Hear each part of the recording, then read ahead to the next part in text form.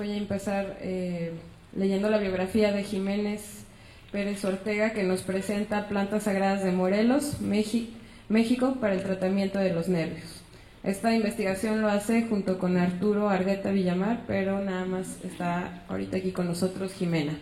Ella es doctora en Ciencias Biológicas por la UNAM. Sus principales áreas de investigación son la medicina tradicional mexicana, la etnobotánica, fitoquímica y farmacológica de plantas medicinales. Formó parte del grupo de investigación del libro Plantas Medicinales de Uso Tradicional en la Ciudad de México, editado por la UNAM, FONCICIT, CONACYT. Actualmente colabora con la red Biomex del CONACYT, es postdoctorante del CRIM, UNAM y Secretaría de Asociación Etnobiológica Mexicana.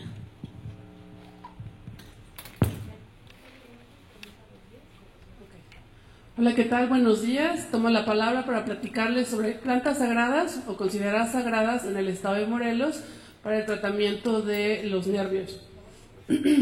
Los nervios están entre comillas porque lo vamos a distinguir de los nervios anatómicos. Este es un padecimiento. La siguiente, por favor. ¿Pero qué son los nervios? Bueno, los nervios es una alteración de intranquilidad que es causado por distintos factores. Puede ser una fuerte impresión, que es un susto, o por intranquilidad por pensar en cuestiones políticas, por ejemplo, económicas, que hay conflictos y la persona se siente de forma intranquila. Entonces, el origen de los nervios puede ser un enojo o una tristeza. La que sigue, por favor. Es necesario recordar el sistema de frío-caliente para determinar qué tipo de enfermedades y plantas dar.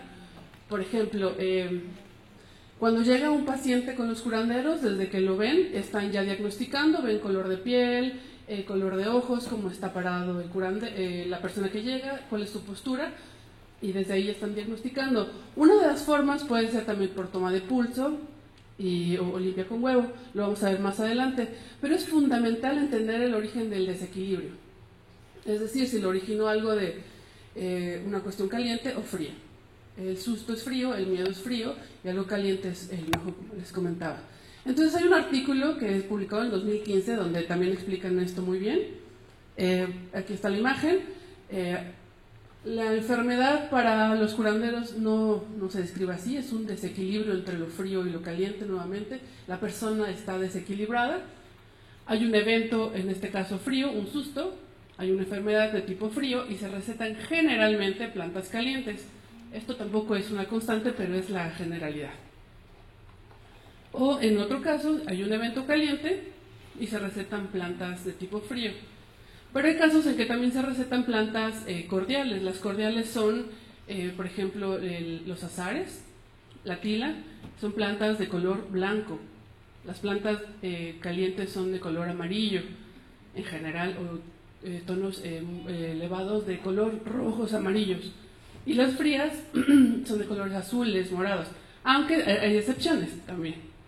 Entonces, para el tratamiento de los nervios se emplean plantas de diversas cualidades. Frías, calientes y templadas o cordiales. La que sigue, por favor. Una de las formas de diagnóstico, como les comentaba al inicio, es la toma del pulso. El pulso toman en esta parte y ven si está muy acelerado, está tranquilo o está estable. Otra es por medio de huevo. Hay distintas técnicas, solo estoy dando dos. La que sigue.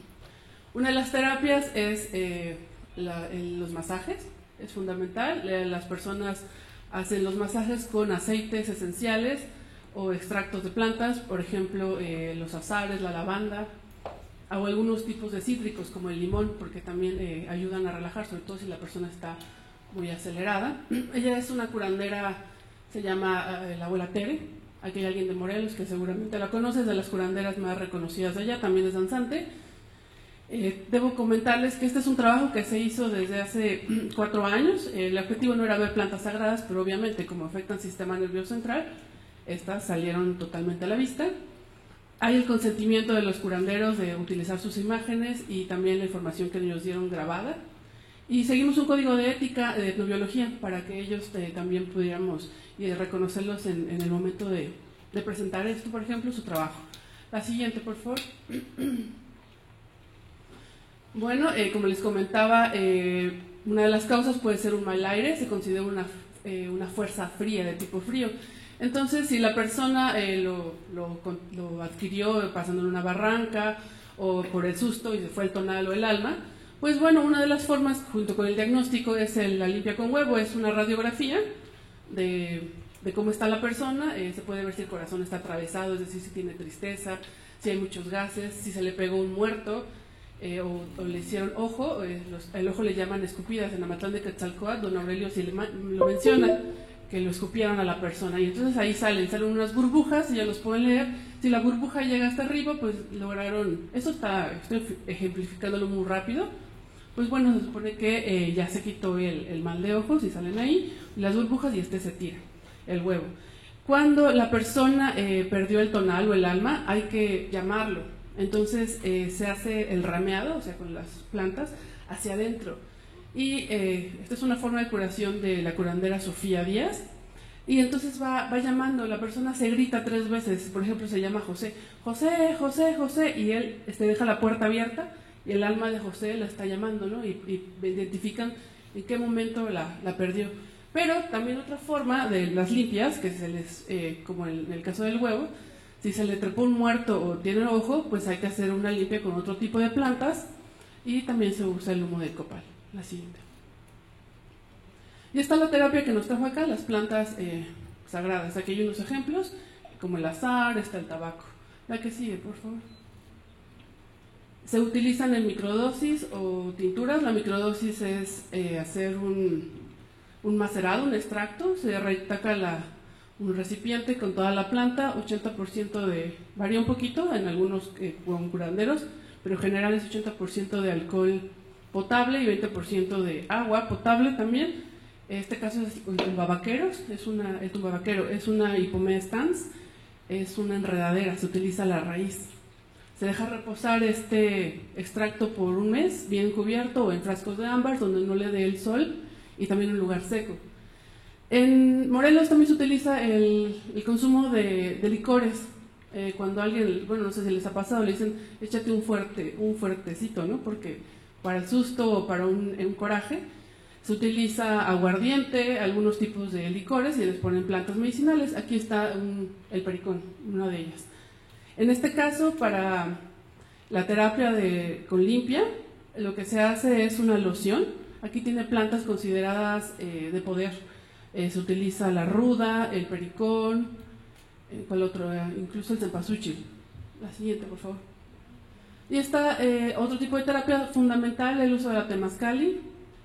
No voy a ahondar para hablar del tema, pero es una terapia de calor húmedo, donde se introduce al vientre materno, tiene la parte dual todo el tiempo también. El té que se hace es un concentrado, es más bien una decocción de distintas plantas de tipo caliente, y se depositan en las 52 plantas que están al fondo del temazcal, en esta parte, para generar el vapor medicinal. La siguiente, por favor. ¿Y qué pasa en cuanto a nivel mundial, no? O sea, en 2016, de 126 géneros de plantas consideradas psicoactivas, el mayor número la tienen en América. Las nativoamericanas están consideradas aquí las del norte, el centro y sur de América. El principal uso que le dan es alucinógeno. El siguiente es el sedante. No sé. El otro es analgésico, seguido del estimulante, afrodisíaco, ansiolítico y antidepresivo. ¿De qué va a depender que se use de una u otra manera? Dosis, importantísimo, y forma de uso. Esa es la diferencia entre todas ellas, pero tienen los metabolitos secundarios y la cuestión cultural de poder usarse de una u otra manera. La siguiente, por favor. Muy bien, les voy a hablar de 6 plantas nada más que se consideran sagradas. Son de cualidad caliente todas. Hay también, como les comentaba, de tipo frío, que son importantísimas para el estado de Morelos. ¿Ya 5 minutos? Ok. Yo me enfoqué a 2 porque son endémicas y se cultivan ahí, al cempasúchil y el pericón. Hicimos estudios farmacológicos y fitoquímicos, pero ahora les voy a platicar rápidamente de estas otras también. Está el tabaco, es una planta que tiene muchos estudios preclínicos hechos. Nos queda claro que funcionan las plantas porque utilizan hace miles de años, Pero pues para darle en otro lenguaje y que también lo puedan entender los científicos, y que también entre esto a temas de política, que se legisle a favor de, que sí se puede, como casos de Perú, que ganaron hace poco tiempo más de 100 plantas que, con usos tradicionales, y se quedó la patente en la comunidad. Eso es súper importante, y a partir de ahí surgieron las reglas de cómo se iba a tratar esto. Casos a echar ojo para también muchos casos de plantas aquí en México. Bueno, pues esta planta, como les contaba, es antiangiogénico, es decir que nos va a ayudar para el cáncer, porque reduce la producción de vasos sanguíneos. La nicotina es usada de cierta manera y dosis es analgésico, pero también puede ser estimulante. Tiene más de 2.549 compuestos químicos que le han estudiado. Aquí, ojo, así las plantas en la parte química, para que sean para el sistema nervioso ansiolíticos, tienen terpenos y flavonoides. Todas las han tenido. El uso para los limpios en Morelos, como les comentaba, es tópico nada más. Bueno, también limpian las casas, ¿no? Pero en el caso de algo más integral es el cuerpo. El pericón, esta planta es así una maravilla porque lo que genera es que se oxigene la sangre, entonces va a servir para muchísimas cosas. Es contra el cáncer cervicouterino, antidepresiva, pero también antifúngica, antibacterial, insecticida repelente, y hace 2 años la estudiamos con modelos en ratones conductuales y vimos que es súper buena como ansiolítico. Además no tiene efectos secundarios, hicimos las pruebas de dosis letal, bueno, les puedo platicar más adelante, pero la cuestión es que no hace daño, tiene un índice terapéutico muy seguro. Los productos químicos que tiene, nuevamente flavonoides y terpenos, no voy a ahondar mucho. Encontramos una cumarina, eso fue como la aportación. Las cumarinas, el problema es que son anticoagulantes, entonces, ¿qué está ocurriendo, no? La sinergia de todos los metabolitos secundarios, es decir, los principios activos, es lo que nos hace este bienestar de las plantas. Entonces, bueno, sí, en la química podemos saber qué tiene, pero separados es como usar un medicamento, ¿no? Tiene efectos secundarios mucho más problemáticos y que pueden generar otras cosas. En el caso de Morelos se emplea toda la parte aérea, es decir, hojas, tallos, flores, huele muy rico. Se utiliza en microdosis, tinturas y en los baños de la temazcal. La siguiente, por favor. La marihuana tiene muchísimos usos, ya han hablado mucho aquí de ella, pero en la parte del sistema nervioso es neuroprotectora, analgésica, y bueno, ustedes conocen el CBD y el THC, esto actúa de manera diferente dependiendo de la dosis, sedante o activa. Se recomienda en tintura o en aceite. La siguiente, por favor. El peyote, en Morelos no crece el peyote claramente, pero Morelos ha sido siempre territorio de paso de la revolución, cañeros, narcotráfico, de todo. Y también culturalmente, ¿no? Entonces ahí también, allá tenemos, habitan allá también curanderos wixárikas. Se usa para reumatismos, picaduras de alacrán, quemaduras, pero también para reparar el sueño y como un analgésico. Tiene más de 52 sustancias que han estudiado, pero ya en Morelos se utiliza como tinturas y microdosis. Lo pueden conseguir con los curanderos esta planta. La siguiente, por favor.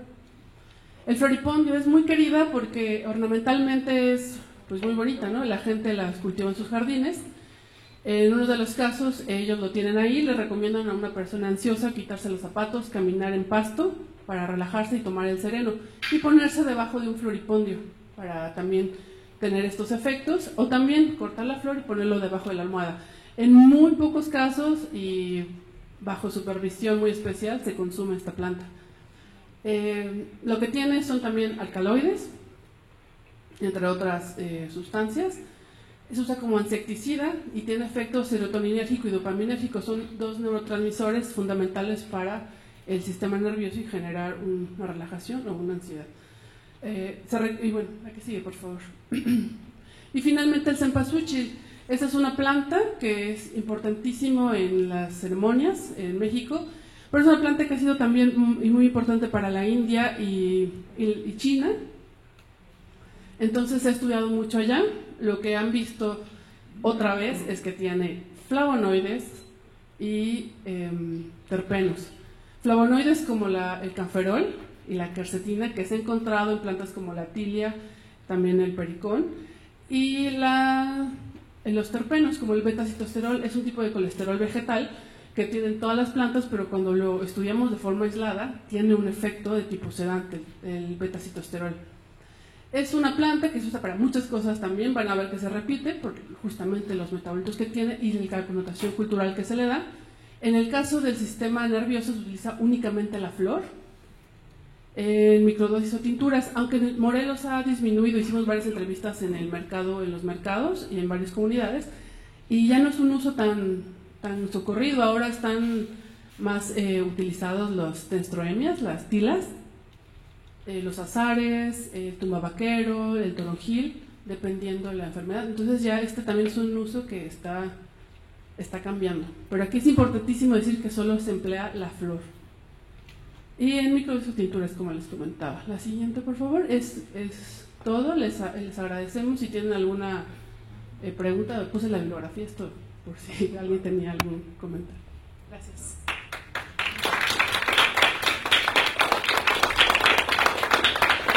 Muchas gracias, Jimena. Creo que pueden ir preparando sus preguntas porque Jimena tiene un currículum bastante bueno, entonces para que vayan pensando.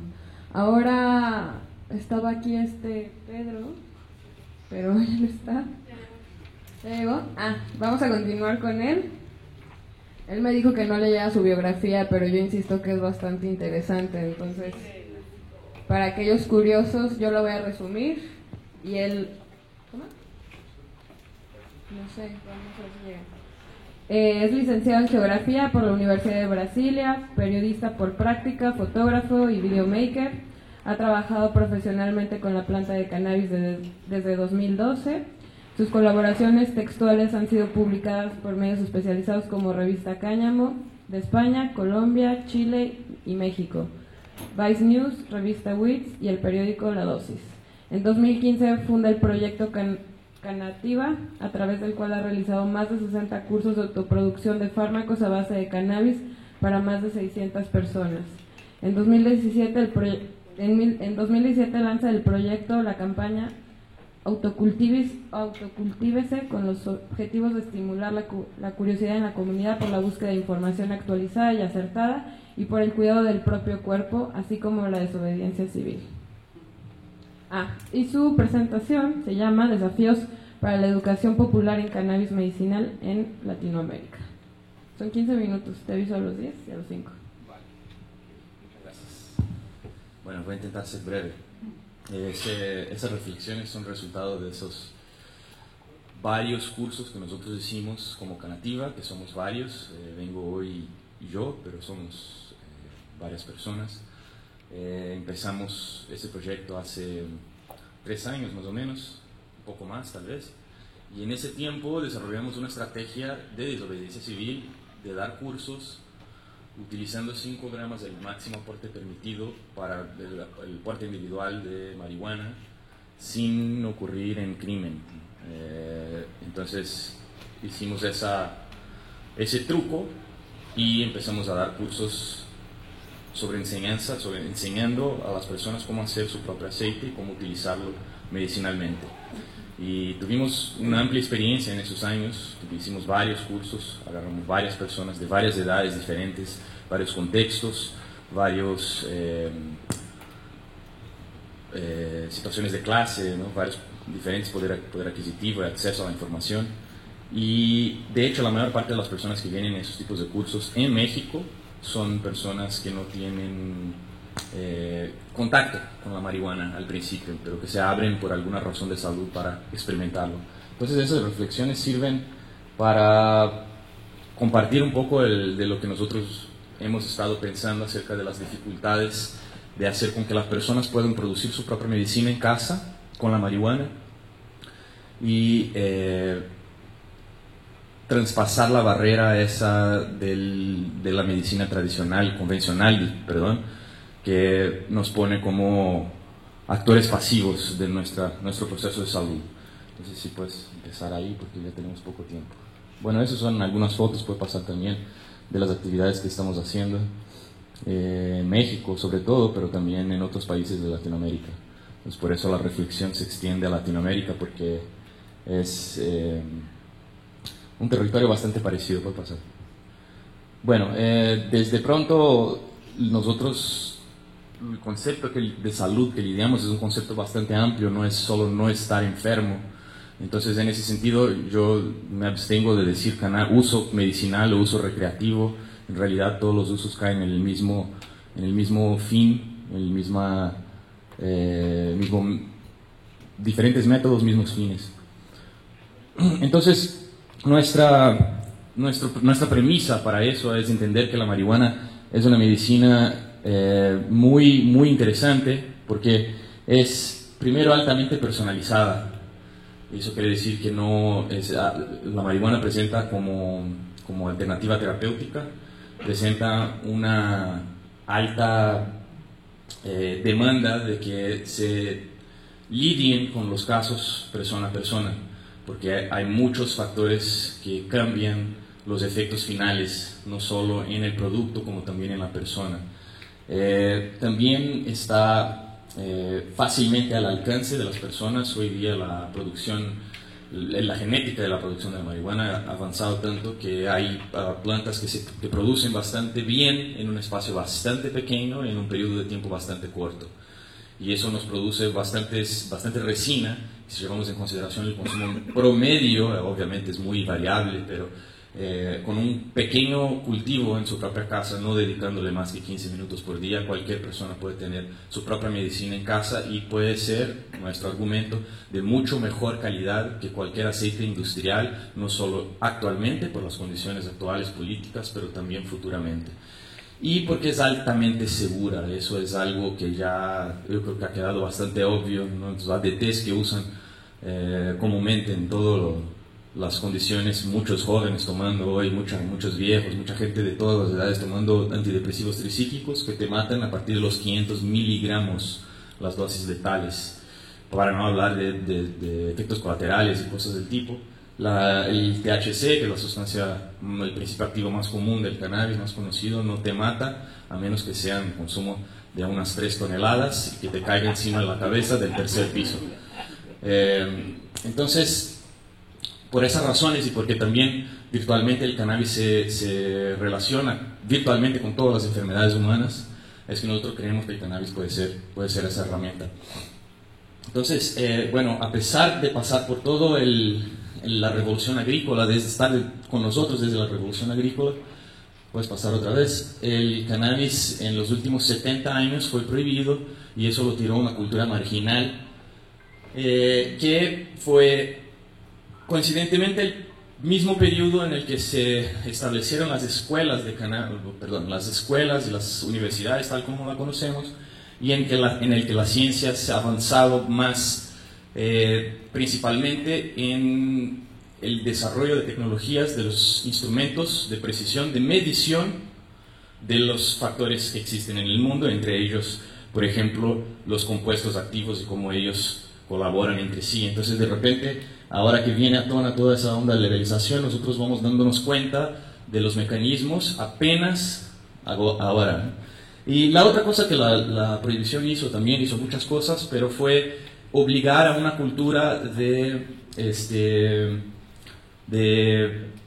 asociativa, contracultural, privada, pero una cultura asociativa. Si alguien aquí ha alguna vez cultivado marihuana, es muy probable que conozca a algunos fórums de cultivo que son alrededor del cual se han organizado la educación en cannabis en los últimos 40 años, por lo menos es el lugar de excelencia. Es hoy donde muchos ingenieros, médicos, científicos están bajo el mando de personas que hace 30 años estudiaban en esos fórums. No existe en marihuana una universidad que tenga el potencial y el contenido que esos foros tienen. Y eso no necesito decir, es una manera bastante colaborativa y horizontal de construcción del conocimiento, a pesar de que es anónima y presenta muchas dificultades para la asociación. El encuentro físico de los participantes también permite que participantes de toda la América Latina, por ejemplo, puedan intercambiar información entre sí, y eso fue hasta hoy, si hoy agarramos una persona que realmente está en la punta de la industria del cannabis, probablemente esa persona, sobre todo si está en Latinoamérica, se formó en esos foros. El brinco que se da con la reglamentación ahora es natural en nuestra dinámica. Se torna otra vez una cosa de especialidades y de dominios. El cultivo, siendo dominio de agrónomos, ingenieros, la extracción y composición farmacológica de farmacéuticos, el sistema endocannabinoide del territorio de médicos, y enseñar le toca a las universidades. Entonces, a pesar de que no hay ninguna universidad hoy día que enseñe sobre el sistema endocannabinoide, ninguna carrera de medicina, hoy hay un montón de universidades ya empezando a absorber y formándose nuevas universidades sobre el ensino del cannabis. Pero bueno, ahora es casi natural que nosotros pensemos, bueno, ahora que nosotros reglamentamos, ahora cada quien con su especialidad a estudiarla y ser la autoridad en ese sentido. En ese desarrollo nosotros tuvimos algunas experiencias, algunas de ellas más antiguas de lo que nosotros realmente sabemos. El Sesamed, o yo creo que aquí es conocido como la nabilona, fue un análogo sintético del THC, sintetizado hace 30 años atrás y bastante utilizado en Europa para la enfermedad de esclerosis múltiple, si no me recuerdo mal. El marinol también es una cosa bastante parecida con la nabilona y también surgió hace posiblemente 20 años. El Sativex, el producto de la GW Pharmaceuticals de Inglaterra, fue un ejemplo interesante que ellos empezaron haciendo no el sintético, sino la versión aislada del THC de la planta en versión pura. Y con el tiempo, bueno, esos fueron privilegiados porque en los últimos 20 años el acceso que muchos clínicos tenían a hacer estudios con productos de cannabis eran esos tipos de productos, porque los otros no eran permitidos, los naturales. Entonces, hay mucha materia de estudio sobre esos fármacos. Y lo que se encontró al final, puede pasar a la siguiente, es que no solo tuvieran una efectividad menor en términos de cuánto lograran alcanzar. Ese es un estudio específicamente sobre las condiciones inflamatorias de los intestinos, y ellos llegaron a la conclusión de que fue menos efectivo. Pero no solo eso, como también lo que se notó en amplios estudios es que los efectos colaterales eran mucho más pronunciados que cuando tomados en su forma completa de la planta.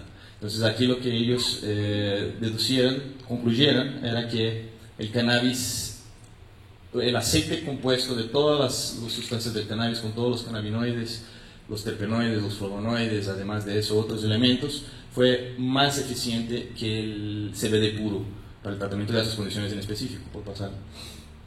El Sativex que yo mostré anteriormente es un ejemplo interesante en ese sentido, porque GW Farmacéuticos es una de las empresas que está haciendo estudios serios sobre el uso del cannabis y está un poco más abierta a no hacer farmacéuticos sintéticos y cosas del tipo, que hoy todos estamos mucho más abiertos porque hemos visto que es bastante menos efectivo los sintéticos y peores en términos de efectos colaterales. Pero ellos reformularon el Sativex, que antes tenía solo THC, y hoy día tiene THC y CBD en la misma proporción.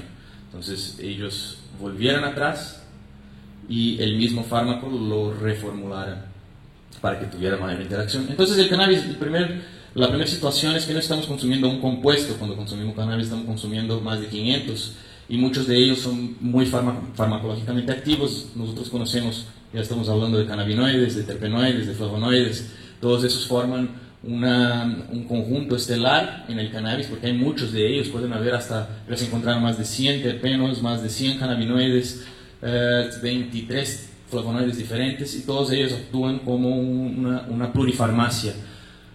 Puedes pasar a la siguiente, ¿no? En la que la diferente proporción de elementos o presencia o ausencia de esos elementos provoca no solo un efecto diferenciado, como un resultado medicinal diferenciado que puede ser adecuado para ciertos casos y no adecuado para otros casos, que no tiene que ver necesariamente con la enfermedad, pero tiene que ver con la persona, los desequilibrios de esa persona y cómo es el psicológico de esa persona. ¿Puede pasar otra vez? Bueno, aquí tenemos más estudios sobre la actuación de esa sinergia. ¿Puede pasar, por favor? Y esa sinergia es el famoso efecto entourage, lo que se llama efecto séquito en español, la interacción de todos con todos, que produce un efecto diferenciado al final. La segunda cosa importante de entender que hace con que el efecto sea personalizado es el que nosotros tenemos un sistema endocannabinoide, que es como un sistema, o como otros sistemas del cuerpo fisiológicos, compuesto por órganos o partes específicas. En ese caso, los endocannabinoides o las marihuanas que nosotros producimos y los receptores cannabinoides que están repletos en nuestras células del cuerpo de varias partes, sobre todo la parte nerviosa e inmunológica. Puede pasar, ¿no? Por favor. Entonces, hay una mirada de efectos diferenciados que pueden ser obtenidos a través de la modulación, sobre todo de la dosis y la vía de administración, la personalidad de la experiencia del consumidor, el contexto, que es muy importante, y el perfil de cannabinoides y terpenos o la genética de la planta, o bueno, el conjunto del fármaco final.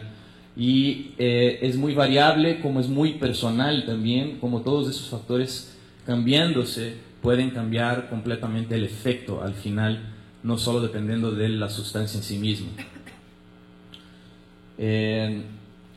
Entonces, el dilema que se abre es ante la personalidad de esos efectos del cannabis. Es dos. Primero lo podemos rechazar y intentar estructurar el cannabis de manera a adaptar lo máximo posible a nuestro sistema de salud convencional. Es decir, aislar elementos de la planta, recombinarlos en un fármaco que pueda ser pasible de patente, específico para determinadas enfermedades, genéricamente prescrito y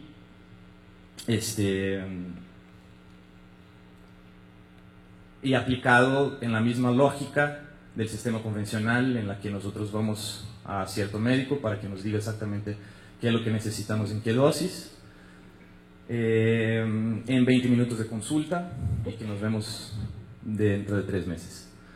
La otra es abrazar la personalidad del cannabis y aceptar que nosotros tenemos que cambiar la lógica del sistema de salud, de cómo damos asistencia de salud, sobre todo intentando utilizar el cannabis. Obviamente todas las plantas, todos los fármacos tienen cierta personalidad y tienen un efecto personal y particular que merece una atención personalizada.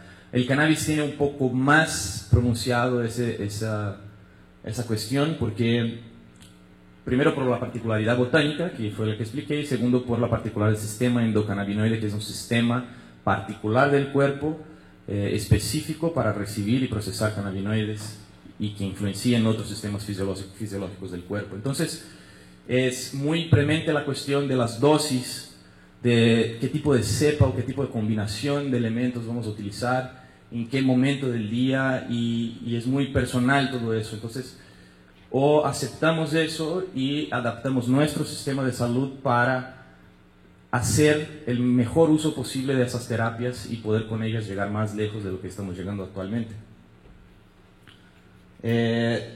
Hay muchas ventajas de lo artesanal, no me voy a detener mucho porque ya no tengo mucho tiempo, pero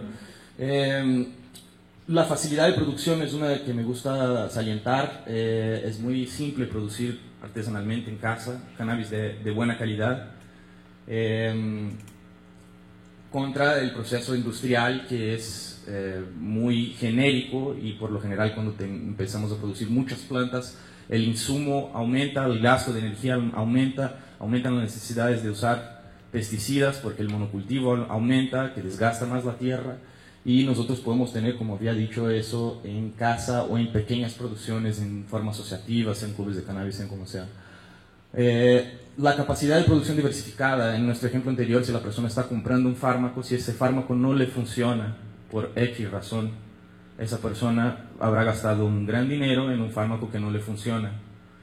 Posiblemente en nuestras condiciones actuales la persona no va a encontrar otro fármaco porque no hay solo una opción o dos opciones. En contrapartida, si esa persona tiene 3, 4 plantas en su casa o tiene otras personas que conoce que tienen otras genéticas, como las mamá cultiva en México, se intercambian genéticas todo el tiempo, esa persona tiene varias posibilidades de intentar cosas diferentes que pueden funcionar. La capacidad de estandarización básica a partir de la clonación de las plantas madre, eso es una posibilidad de estandarización bastante puesta. El costo de producción y la facilidad de abastecimiento, o sea, no necesitamos producir en los grandes centros urbanos, las personas que tienen una distancia más de la ciudad pueden producirla allá mismo en el campo. En fin, el costo es algo muy, muy importante también, podríamos entrar en eso, pero no tenemos tiempo. Y la proximidad de la persona y el producto, eso es muy importante porque no solo, la medicina no solo se refiere a que probarla y ver si funciona o no, pero también entenderla. Y en ese sentido es que el cannabis también nos empuja hacia afuera del comodismo que nosotros estamos, de situación de pasividad, de esperar que el médico sea el portador de la verdad y nos diga qué es lo que precisamos hacer o que nos necesitamos tomar. Entonces, esa proximidad, además de ser una cosa muy importante en ese sentido, también está demostrándose ser una cosa fundamental en las terapias psicológicas, en las terapias de enfermedades, digamos, de depresión o diversos tipos de enfermedades psicológicas, en la que la cultura, el cultivo de su propia medicina se vuelve una actividad desestresante e importante para la persona. Yo diría no solo en las enfermedades psicológicas, porque todas las enfermedades tienen un factor psicológico, es la capacidad de estar produciendo su propia medicina en la casa, es algo que nos cura la cabeza, aparte de cualquier enfermedad que nosotros estamos intentando tratar. Y la autonomía. Entonces, los desafíos ahora es, sobre todo eso es la parte que se refiere a esa presentación, es mucha gente tiene una idea de que es muy complejo cuando empiezas a hablarle de muchos cannabinoides, de muchos terpenos y de dosis y de situaciones diferentes y de cómo es diferente y puede ser diferente. La gente puede tener un resultado reverso de lo que estás intentando decir, que es fácil, que la persona lo haga, pero necesita conocer ciertas cosas.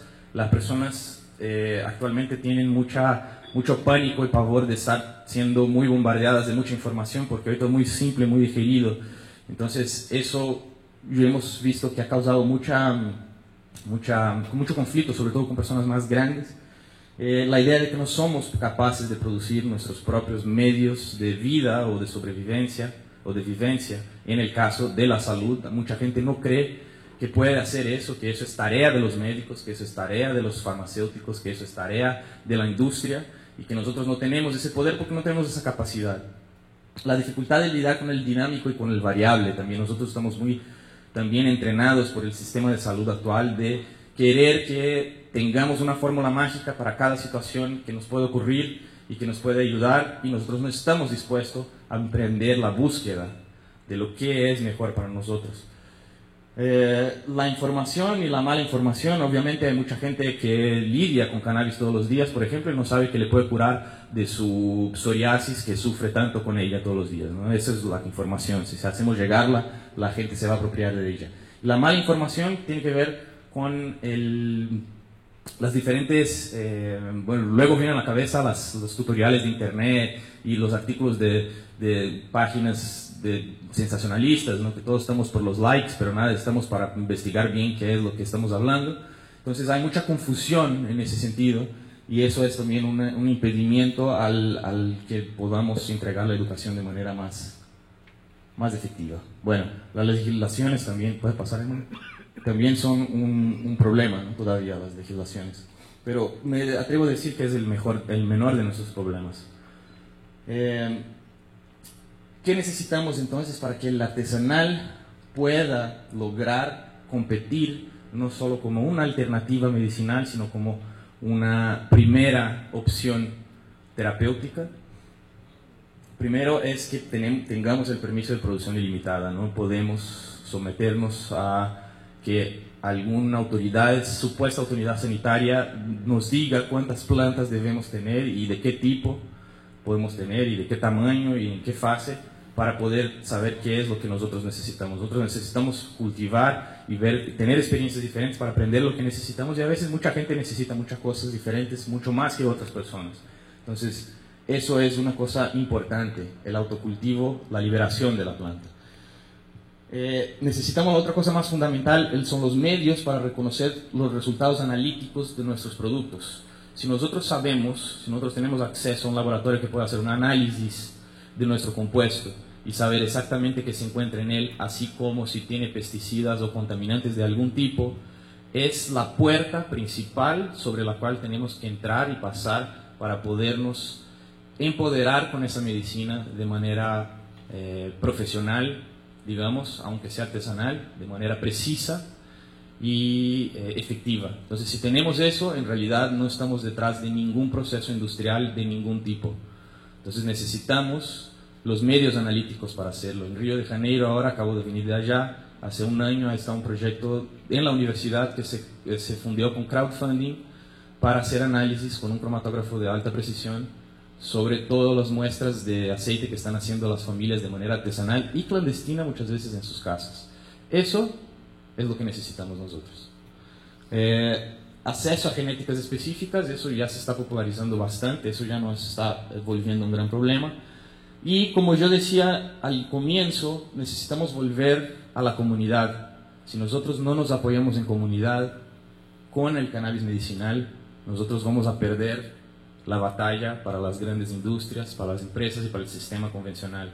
Necesitamos volver a los foros de cultivo, en los cuales muchas personas hace 20 años iban a buscar también informaciones sobre salud, sobre cómo utilizarlo medicinalmente, sobre cómo hacer el aceite, cómo procesarlo, cómo empaquetarlo para consumirlo medicinalmente. Necesitamos volver ahí, necesitamos asociarnos con otras personas. Obviamente el autocultivo no va a ser para todos siempre, nosotros estamos más que conscientes de eso. No va a haber tiempo para ciertas personas, no va a haber disposición para otras personas, aunque las personas tienen que involucrarse con su medicina y es bueno estar cerca de donde está siendo producida. Sabemos que no va a ser así y la alternativa para eso es otra vez la comunidad, la producción asociativa, tener un club canábico, un lugar donde la persona pueda ir, que haya una persona que pueda también acompañar el proceso, no solo el agricultor, sino como también una persona que esté responsable de acompañar el proceso, la evolución de la salud de esas personas. Y la educación es fundamental en ese sentido. Si nosotros no empezamos a poner más peso en la cuestión educativa, de que nosotros entendamos qué es, cómo funciona, entonces no tenemos también salida. ¿Puede pasar? Ya estoy terminando, ya para concluir. Puede pasar también. Son 4 elementos fundamentales. Yo había hablado de la particularidad botánica, la particularidad del sistema endocannabinoide. También está la dosis y las vías de administración, que cambian bastante el resultado final. Y, puede pasar otra vez. Esas son las maneras de medir en la casa. Nosotros podemos hacerlo artesanalmente, también medir qué cannabinoides estamos haciendo, qué tipo de terpenos estamos tratando. Puede pasar otra vez. El proceso es muy simple de producción de aceite. Puede pasar otra vez. Se pueden hacer muchas cosas diferentes y eso, a ver, una vez más, eso. Entonces, estábamos hablando de medir la planta y cómo es que ella, qué es lo que presenta, cannabinoides, terpenos, en qué proporción, que eso va a influenciar mucho en el resultado final de la terapia. Otra cosa es cómo medir nuestro sistema endocannabinoide. Y eso no creo que haya en los próximos 100 años una manera analítica, laboratorial de medirlo y cómo está desequilibrado y cómo está, qué es lo que necesita. Entonces, lo que nosotros podemos hacer ahora, y la manera más inteligente de hacerlo, es hacer una bitácora de consumo. Cuando nosotros consumimos cannabis medicinal, diferentemente cuando consumimos recreativo, ahí sí es la única diferencia que yo encuentro. Cuando consumimos para estar tranquilos, pues me fumo un gallo de lo que sea y me estoy bien, y si me puso bien, qué bien. Pero cuando yo consumo medicinalmente, yo necesito saber qué es lo que estoy consumiendo, en qué dosis lo estoy consumiendo y qué es lo que me está haciendo. Y para saber lo que es lo que me está haciendo, yo necesito tener una bitácora de consumo. Esa tabla, nosotros decimos en Canativa, es una tabla genérica para el acompañamiento del consumo de cannabis. Está para descarga gratuita en internet, en la página de nosotros, canativa.net, con $N. Y ella trata de abarcar genéricamente cualquier condición de enfermedad y empoderarnos del conocimiento de qué tipo de cosa nos está ayudando y cómo nos está ayudando. Entonces aquí traemos la dosis, por ejemplo en miligramos, la potencia, la duración del efecto. Si presentó mareos nos va a ayudar a saber si tenemos caída de presión o no. Entonces, número de crisis, si es que tengo crisis epilépticas, por ejemplo, la duración de esas crisis, y si mi apetito mejoró, si tuve una mejora de ansiedad, la inflamación, cómo está, y eso por días. Entonces, dependiendo, como es dosis dependiente, a medida que voy aumentando la dosis o disminuyendo la dosis, yo voy viendo cómo me va arreglando, cómo va asentando eso. La dosis de cannabis tiene una alta personalidad, hay personas tomando muy bajas dosis y otras personas tomando altísimas dosis para el mismo tipo de condición. Y muchas veces los médicos insisten, y tal vez la sociedad insiste mucho, en querer dosificar a partir del peso, pero lo que se está mostrando también es que eso es una cosa muy equivocada, sobre todo con cannabis.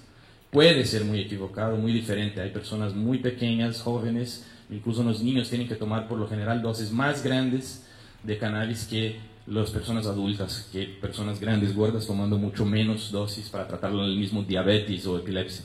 Entonces, las herramientas para que nosotros nos apropiemos de esa medicina y podamos ir más allá, no solo empoderarnos nosotros, como empoderar la comunidad alrededor de nosotros, existen, están siendo elaboradas. Nosotros necesitamos correr detrás de ellas de manera activa para reverter el proceso que ya está ocurriendo de absorción de esa medicina por el sistema convencional de medicina, de salud, que va a cambiar, trocar bolas por bolas, y en realidad vamos a quedar un poco peores de lo que estamos, sobre todo si no tenemos el derecho de hacerlo nosotros mismos. Entonces, yo no creo realmente que la reglamentación va a mejorar la situación necesariamente. Entonces, si puedes pasar ahí, creo que ya estamos ya.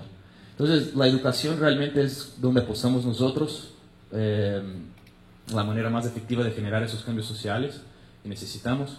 Y por eso es que nosotros hicimos ese proyecto. En la página de internet, en la página de Facebook, hay un montón de información, hay videos educativos, hay tutoriales, hay infográficos, todo en vías de empoderar a las personas para utilizar esa medicina en sus propias casas. Entonces yo les invito a que nos conozcan, y yo creo que eso es todo.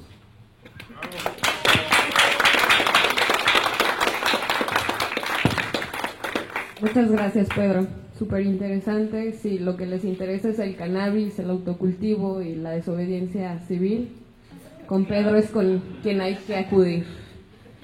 Me parece que no están los otros ponentes, entonces al finalizar la presentación de Jus, yo les voy a dar también una presentación. Creo que podemos aprovechar el espacio para hacerlo más dinámico, si tienen preguntas, dudas, o si los mismos ponentes quisieran añadir algo. Creo que va a haber suficiente tiempo. Ahora tengo el gusto de presentar a un colega y querido amigo. Él es Jus Switzer, es maestro en medicina, con especialidad en salud pública internacional por la Universidad Libre de Ámsterdam. Ha trabajado en varios proyectos de reducción de daños, tales como Unity en los Países Bajos, Espolea en México, y actualmente es coordinador ejecutivo del programa de política de drogas del CIDE. Su enfoque se especializa en las drogas desde la perspectiva de salud pública, y Jus nos va a presentar la prohibición de las plantas psicoactivas desde la perspectiva de salud pública. Sí, o más bien las plantas sagradas en México. Pues normalmente no trabajo mucho en el tema de plantas sagradas, más en la salud pública. Entonces cuando me invitaron aquí pensé, pues cómo puedo juntar los dos temas, y creo que sí es un tema relevante, porque hay algunas plantas sagradas aquí en México prohibidas, entre ellas son el peyote y los hongos, y lo hacen, o se justifica esta prohibición con base en la salud pública. Entonces usa la salud pública como un argumento para su prohibición. Entonces vamos a ver primero cómo funciona esto exactamente, y qué son las consecuencias, pues cómo se justifica. La siguiente, por favor. En México tenemos la Ley General de Salud, y en esta ley tienen 5 categorías de sustancias psicoactivas prohibidas, o ¿cómo se dice? Bueno, tienen diferentes clasificaciones de prohibición, y el primer grupo, en este grupo están muchas sustancias, entre ellas entonces el peyote, hongos, pero también cannabis y DMT, ¿no? de ayahuasca. pero para esta presentación me quiero enfocar en peyote y los hongos. Esas sustancias se cuentan en el grupo de las que tienen valor terapéutico escaso o nulo y que por ser susceptibles de uso indebido o abuso constituyen un problema especialmente grave para la salud pública. Siguiente. Y en consecuencia queda prohibido todo acto relacionado a estas sustancias. Entonces todo acto aquí ven en rojo, todo con siembra, cultivo, cosecha, uso, pues ya, básicamente todo acto relacionado en este caso entonces peyote y hongos. Y otra consecuencia muy importante creo es que solamente para fines de investigación científica la Secretaría de Salud podrá autorizar la adquisición de las sustancias psicotrópicas y en la práctica entonces significa si quieres hacer alguna investigación con estas sustancias hay que presentar todo un protocolo de investigación ante la Secretaría de Salud y no sé si todos conocen la burocracia mexicana, si es con el SAT o con el CONACYT o cualquier institución pues más bajo ya es muy complicado, se puede imaginar que ese sistema sí delimita mucho las posibilidades de hacer investigación científica. Siguiente, por favor. Entonces, bueno, el argumento entonces es sustancias como el peyote y los hongos forman un problema grave para la salud pública. ¿Pero qué es un problema grave para la salud pública entonces? La OMS no tiene una definición muy clara, o sea, no existe una definición muy clara, entonces quiero ver tres diferentes definiciones. La primera sí es de la OMS, del artículo 1 del Reglamento Sanitario Internacional, que se adoptó en 2005. Y ahí define un riesgo para la salud pública como la probabilidad de que se produzca un evento que pueda afectar adversamente a la salud de las poblaciones humanas o que pueda suponer un peligro grave y directo. Entonces, son dos cosas. O tiene que afectar poblaciones enteras o el efecto o la consecuencia es grave o directo para el individuo. Entonces tiene que ver con la prevalencia de la condición y la gravedad. Siguiente. En 2006 el Parlamento Europeo, el Consejo Europeo adoptaron su guía sobre la definición de un potencial riesgo serio para la salud pública de productos medicinales para el consumo humano y dado que estas sustancias pues hay muchas sustancias prohibidas también podrían tener algún efecto terapéutico e incluso entonces peyote, hongos, también hay algunos estudios sobre sus efectos terapéuticos. Creo que esta guía también podría quizás decirnos algo que hay que tomar en cuenta. Entonces esa guía dice que primero un potencial riesgo serio para la salud pública tiene que ver con una probabilidad significativa que el uso normal del fármaco causa un daño serio y un daño serio a la salud pública. Y serio quiere decir muerte, una condición potencialmente fatal, hospitalización, discapacidad persistente, pues ya, con efectos importantes entonces. Y además dicen que al analizar las medicinas, pues sus riesgos, hay que tomar en cuenta los efectos positivos terapéuticos también. Y entonces cualquier oposición en contra de una nueva medicina, se tiene que justificar científicamente tomando en cuenta los riesgos, los beneficios y las opciones disponibles para evitar los riesgos. Siguiente. Y entonces, para resumir, en 1996, Aubrey Shiham, que es un epidemiólogo muy reconocido de la Universidad de University College de Londres, pero especializado en salud pública dental, pero creo que sus criterios también aplican para la salud pública en general. Lo resumo así: los criterios para un problema de salud pública hay que tomar en cuenta la prevalencia de la condición, si es alto o bajo, el impacto de la condición a nivel individual y el impacto sobre la sociedad en general, y pues si la condición es evitable y están disponibles los tratamientos eficaces, no aplica tanto en este caso porque, pues, por supuesto, es evitable, no es necesario tomar hongos o peyote, pero al analizar si realmente se trata de un problema grave para la salud pública, tenemos que ver entonces básicamente la prevalencia y sus efectos sobre el individuo y la sociedad. Siguiente. Entonces, pues ¿qué sabemos de la prevalencia del consumo de esas sustancias en la población mexicana? No mucho, solo tenemos información sobre el consumo de alucinógenos en la población mexicana y los dos herramientas más importantes que forman la fuente oficial para el gobierno mexicano son la ENCOBAT, antes se llamaba la ENA, la Encuesta Nacional de Adicciones, ahora se llama la Encuesta de Consumo de Drogas, Alcohol y Tabaco, que se llevó a cabo en 2016, y ahí vemos que en 2016 el 0.7% de la población ha probado alguna vez en la vida un alucinógeno, y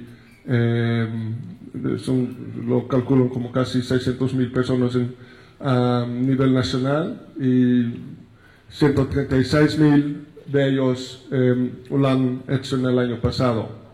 Y otra encuesta, esto es entre adolescentes, estudiantes, la encuesta de consumo de drogas en estudiantes de 2014. Ahí vemos que las prevalencias son un poco más altas que a nivel nacional. Pero hay que tomar en cuenta algunas cosas, que ambas encuestas miden el consumo de alucinógenos y lo definen como hongos, peyote, mescalina, LSD, conocido como triple viaje, PCP, también llamados ácidos, champiñones, aceites, etc. Entonces, ya, la fuente oficial no nos puede decir nada exacto sobre el consumo de estas sustancias, que sí son prohibidas porque se supone que forman un problema grave, particularmente grave para la salud pública. Sí, entonces, pues, si veo esas cifras, pues la prevalencia, de acuerdo con los datos oficiales, me parece bastante baja. Quizás algo alto en adolescentes. Ya, unas notas metodológicas. Ambas encuestas no incluyen localidades o escuelas donde más de la mitad de la población habla solo alguna lengua indígena. Entonces, pues eso sí puede, son particularmente las poblaciones indígenas donde se consumen esas sustancias de una manera tradicional. Entonces puede ser que en realidad sea un poco más alta la prevalencia, pero no creo que a nivel nacional afecte tanto a las cifras. Entonces, la siguiente. En 2012, CUPIT, el colectivo para una... No, bueno, CUPIT lleva a cabo ¿cómo se llama? Colectivo... ¿Cómo? Perdón, sí, perdón. Gracias. Ellos llevaron a cabo la primera encuesta de usuarios de drogas ilegales en la Ciudad de México, que no es una encuesta representativa. Entonces fueron a la ciudad y al campo a entrevistar a consumidores de drogas. Entonces no podemos extrapolar estos datos, pero sí creo que dice algo interesante sobre este grupo de consumidores, y es pues lo que hay, al menos aquí, sí hacen la distinción entre LSD, el consumo de LSD, de peyote y de hongos, y ahí vemos que nadie empieza, según esta encuesta, empieza con el consumo de peyote u hongos. Si vemos el porcentaje de usuarios por droga de inicio, es la cuarta columna, vemos que el 1.2% de las personas entrevistadas empezó su carrera de consumo de drogas con LSD, y nadie con peyote y hongos. Y en promedio sobre esa población, la edad promedio de primer uso es 21.8 para el peyote y 20.7 para los hongos. Entonces, lo que vimos en la lámina anterior de este consumo en estudiantes, pues entonces es posible que ese porcentaje no refleje el consumo de esas plantas sagradas, sino de otros alucinógenos. Y si también vemos la frecuencia de consumo de esos 3 alucinógenos, vemos que en comparación con el ácido, la frecuencia de consumo de peyote y hongos también es bastante bajo. La mayoría lo consume, de los consumidores que dicen, sí, yo sí consumo peyote y hongos, lo hace como una vez al año, mientras que en el caso de LSD es una vez al mes. Entonces, lo que estos datos pueden sugerir entonces es que si vemos el consumo de alucinógenos en la población general, quizás se refiere más al consumo de LSD que al consumo de esas plantas sagradas. Entonces, básicamente, no sabemos exactamente qué tan común es su uso, pero parece que no tanto. Entonces, con una prevalencia bastante baja. Siguiente. Entonces, si la prevalencia es baja, quizás los efectos sobre la salud son muy graves. No se ve muy bien aquí, pero esto es un estudio famoso de David Nutt, un inglés, y este es un estudio de 2012 donde con base en un panel de expertos clasificaron ¿cuántos son? Pues varias drogas de acuerdo con sus impactos en el individuo y en la sociedad. Y al lado izquierdo vemos el alcohol y al lado completamente derecho vemos los hongos. Y bueno, como ya dije, no se puede ver bien, pero los diferentes colores significan diferentes efectos.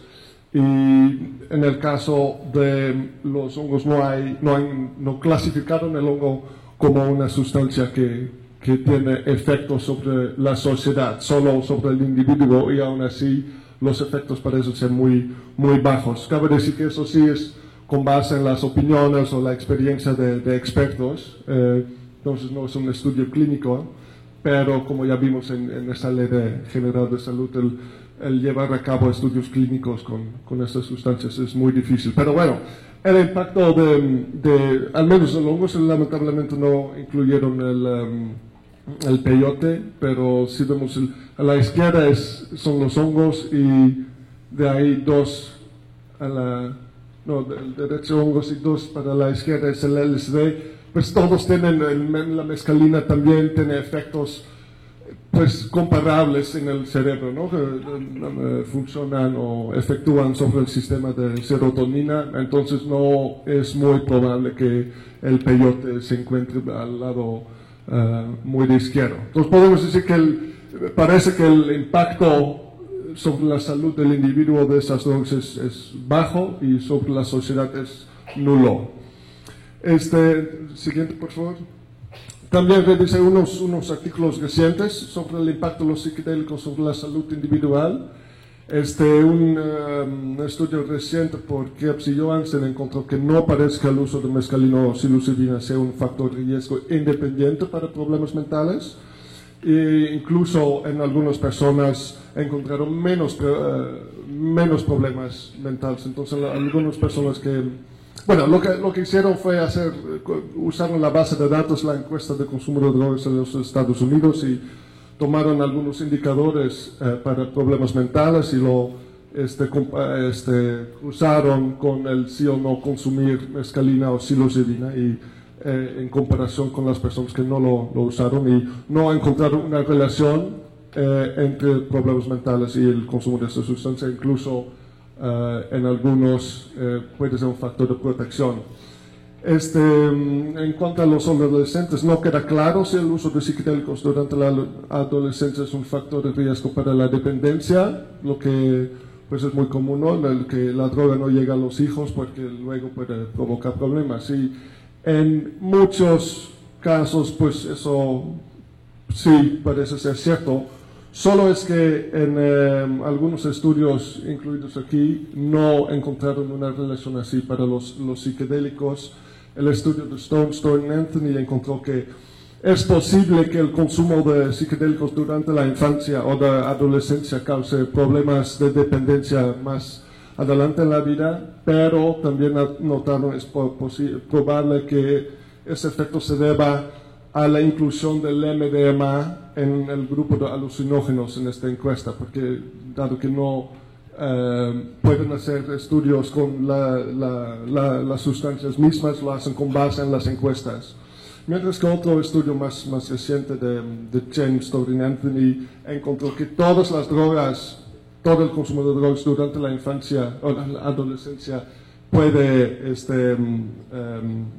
es un factor de riesgo para la dependencia más adelante en la vida, menos en el caso de alucinógenos. Entonces, ya los pocos estudios que hay también sugieren que el efecto sobre la salud mental es bajo, e incluso en el caso de adolescentes ni siquiera es seguro si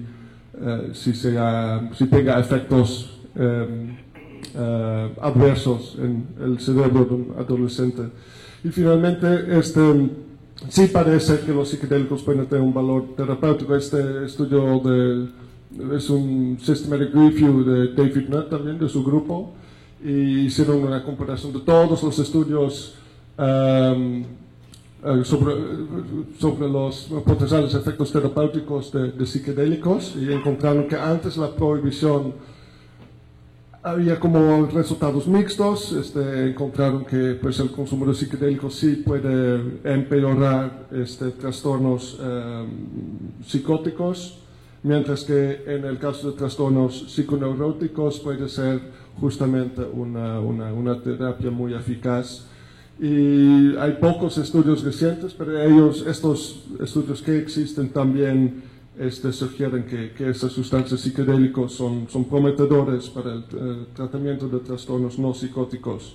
Pero, como también dices, todavía hay muchas barreras para llevar a cabo pruebas controladas de calidad. Entonces, es un poco, no solo es el caso en México, sino también en otros países. Entonces, resumiendo, la última, por favor. Las plantas sagradas mexicanas forman un problema grave para la salud pública. Pues la prevalencia del consumo de las plantas sagradas parece ser baja, aunque no existen datos exactos, pero sí me sorprendería si con datos más exactos se encontrara algo muy distinto. Además, parece tener un bajo impacto adverso sobre la salud individual y sobre la sociedad, aunque falta la investigación científica rigurosa. Y hay varios estudios que muestran que las plantas sagradas tienen potencial terapéutico. Siguiente, por favor. Entonces, pues ya para concluir, falta la información científica para justificar que las plantas sagradas forman un problema grave para la salud pública, como es el caso ahora, pero al mismo tiempo su prohibición no justificada impide la generación de esta información científica. Entonces, básicamente un círculo vicioso. O sea, el gobierno dice que las plantas forman un riesgo para la salud pública y por eso no se puede hacer investigación, lo que es una pena. Y hace un año recibimos a los investigadores de la Universidad de San Luis Potosí y dice que pues ya son muchos los problemas que encontramos con el estudio de estas plantas, pero creo que más allá de alguna legalización, creo que un primer paso muy importante ya sería al menos permitir el estudio de esas plantas para ver si, para justificar o desjustificar su prohibición. Muchas gracias.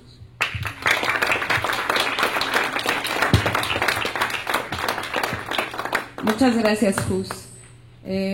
Ahora yo les voy a presentar la salud mental en soldados como una de las consecuencias de la guerra contra las drogas. Es un poco extraño presentarme a mí misma, pero bueno, soy Rebeca Calzada, estudié Relaciones Internacionales en el Colegio de San Luis, he trabajado el tema de drogas en Espolea, donde inicialmente conocí a Jus, ahí trabajé política de drogas y reducción de daños y ahora estoy como asistente de investigación en el CIDE.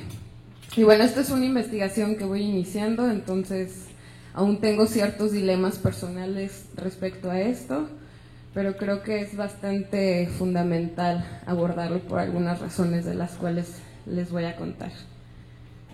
Gracias. Y bueno, el contexto, sé que algunos no son mexicanos aquí, pero en 2006 inicia formalmente lo que es la guerra contra las drogas con Felipe Calderón en el operativo Michoacán, y esta guerra, esta política prohibicionista y combativa ha sido continuada por Enrique Peña Nieto, y uno de los objetivos principales es recuperar la fortaleza del Estado y la seguridad en la convivencia social mediante el combate frontal y eficaz al narcotráfico y otras expresiones del crimen organizado. La siguiente, por favor. Entonces, esta estrategia básicamente se basa en el despliegue de las fuerzas públicas, o sea, cuerpos policíacos y fuerzas armadas. Esto incluye miembros de la Sedena, que son los militares, y los marinos, que son un poco, digamos, como una élite a lo largo del territorio mexicano. Y se habla que este combate está focalizado en ciertas actividades bastante específicas, como reducir y recuperar los espacios de las organizaciones criminales, erradicar plantíos y laboratorios de sustancias ilegales, interceptar cargamentos de sustancias ilegales y operativos permanentes. Pero también hay que hacer énfasis que este combate incluye el uso de la fuerza y el uso de la fuerza letal. Entonces, el eje central es el actuar a las fuerzas públicas para el debilitamiento del crimen organizado. Aquí pongo estrategia un pequeño asterisco, porque toda esta narrativa que hizo el gobierno mexicano nunca estuvo fundamentado con algún diagnóstico cuantitativo que realmente expresara que la situación estaba muy mal para llevar a cabo medidas así, y que esta medida iba a funcionar. Esto es importante mencionar en un contexto donde se aprobó la Ley de Seguridad Interior, que básicamente militariza la seguridad pública en México. La siguiente, por favor.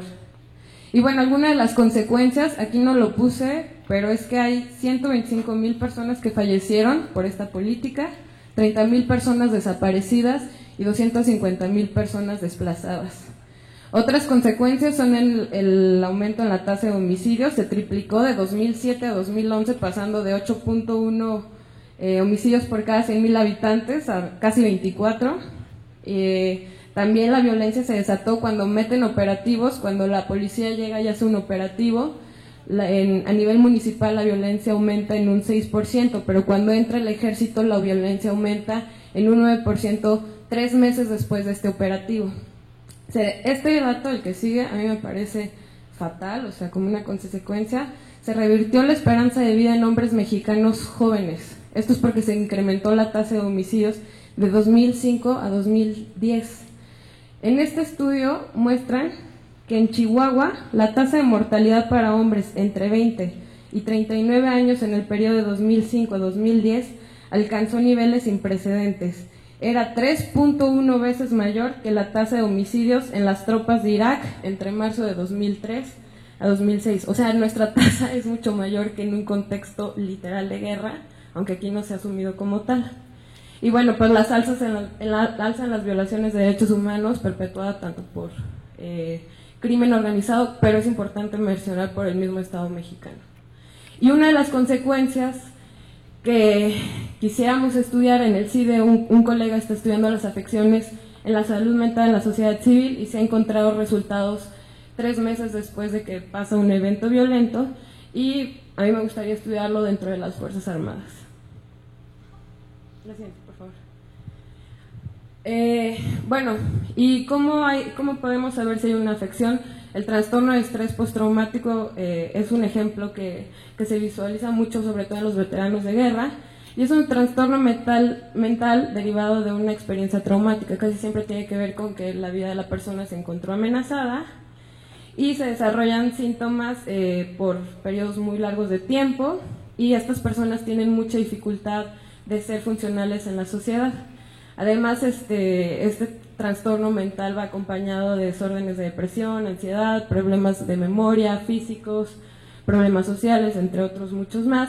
Y las personas que presentan este trastorno generalmente tienen una resistencia bastante alta al tratamiento, tienen altos niveles de suicidio, y se habla de una automedicación que en realidad es un consumo, se llama casi problemático por muchos estudios, en el que se dice que las personas consumen tanto para evitar sentir estas emociones, y ahorita les cuento por qué. La siguiente, por favor. Porque muchos de estos síntomas algunos de estos son intrusión, es que el recuerdo del trauma viene de forma inesperada, o sea, puedes estar soñando y tienes pesadillas una y otra vez del trauma o en cualquier situación, y por eso se excluyen mucho, porque después buscan evitar cualquier elemento que les puede recordar el trauma, y generalmente están en una hiperexcitación, que es estar en un estado de alerta, bastante irritables, entre otros síntomas más. ¿Y quienes sufren el trastorno de estrés postraumático? Generalmente son víctimas de abuso sexual, personas que han sobrevivido a desastres naturales, como un sismo muy fuerte como los que acaban de pasar aquí en México. También las personas que viven la exposición a la guerra de forma directa o están en un combate, o también civiles que están cercanos a este tipo de conflictos, y personas que experimentaron un evento amenazante para la vida o fueron testigos de ellos, como ataques terroristas o accidentes muy fuertes. La siguiente, por favor.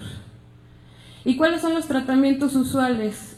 Puse como dos de los más exitosos, que es el Live Movement Desensitization and Reprocessing, que en español lo conocen mucho como reprocesamiento, y en la farmacoterapia es el inhibidor selectivo de la recaptación de serotonina. Abajo creo que no se ve mucho los en rojo, pero lo marqué en rojo el controvertido uso de benzodiazepinas, porque algunos estudios hablan de que no tratan en esencia los síntomas, y los antipsicóticos atípicos, porque sí pueden tratar el trastorno de estrés postraumático, pero como casos muy específicos, no para toda la población. Y el que me pareció muy interesante, que ya mencionó Pedro, son los antidepresivos tricíclicos, porque son bastante tóxicos, y como les mencioné, aquellos que padecen un trastorno de estrés postraumático tienen alto riesgo al suicidio. Entonces, pues si les das la pastilla, que es bastante tóxica, es bastante peligroso. La siguiente, por favor. Y bueno, yo pensaba traerles datos de la Sedena, pero hashtag burocracia mexicana, acceso a la información. Entonces son bastante malos sus datos, entonces tienes que hacer todo un trámite para que te den los datos buenos, pero la Marina sí me entregó algunos datos que les puedo presentar aquí. La siguiente, por favor. Estos son el número de elementos navales fallecidos en el combate al narcotráfico específicamente. En total son 103 personas que fallecieron en el combate, y a partir de 2011 es cuando se empieza a elevar los números de elementos que fallecieron, y las muertes principales según grado, es que no se ve nada, son clases. Las clases, ¿quiénes son? Son los cabos y los segundo maestros. Básicamente son quienes acatan las órdenes. Después tenemos los marinos, que son como el nivel más bajo, pero que no tienen una especialización en combate. Y después ya siguen los oficiales. La siguiente, por favor. El número de navales que han cometido suicidio son 35, 34 de ellos fueron hombres, solo hubo una mujer. Y otra vez, vemos lo mismo. 10 de ellos fueron clase, o sea, los niveles, los que tienen un grado mucho más bajo que quienes acatan las órdenes. Después la marinería, los oficiales. 6 no me dieron información, literalmente decía sin información de quiénes cometieron suicidio. Y 1 capitanes. Este 34% es equivalente a las muertes que fueron por combate, o sea, estamos hablando casi una tercera parte. Si lo representáramos de formas iguales, a los que murieron en un combate, 34% se quitó la vida. La que sigue, por favor. Y bueno, número de elementos navales que presentaron ya el trastorno de estrés postraumático de 2006 a 2012. Perdón, no les mencioné el periodo de tiempo, y es a partir de que inicia la guerra contra las drogas al año anterior al que yo comencé a pedir la información. Y tenemos que en 2013 se empieza a disparar los números.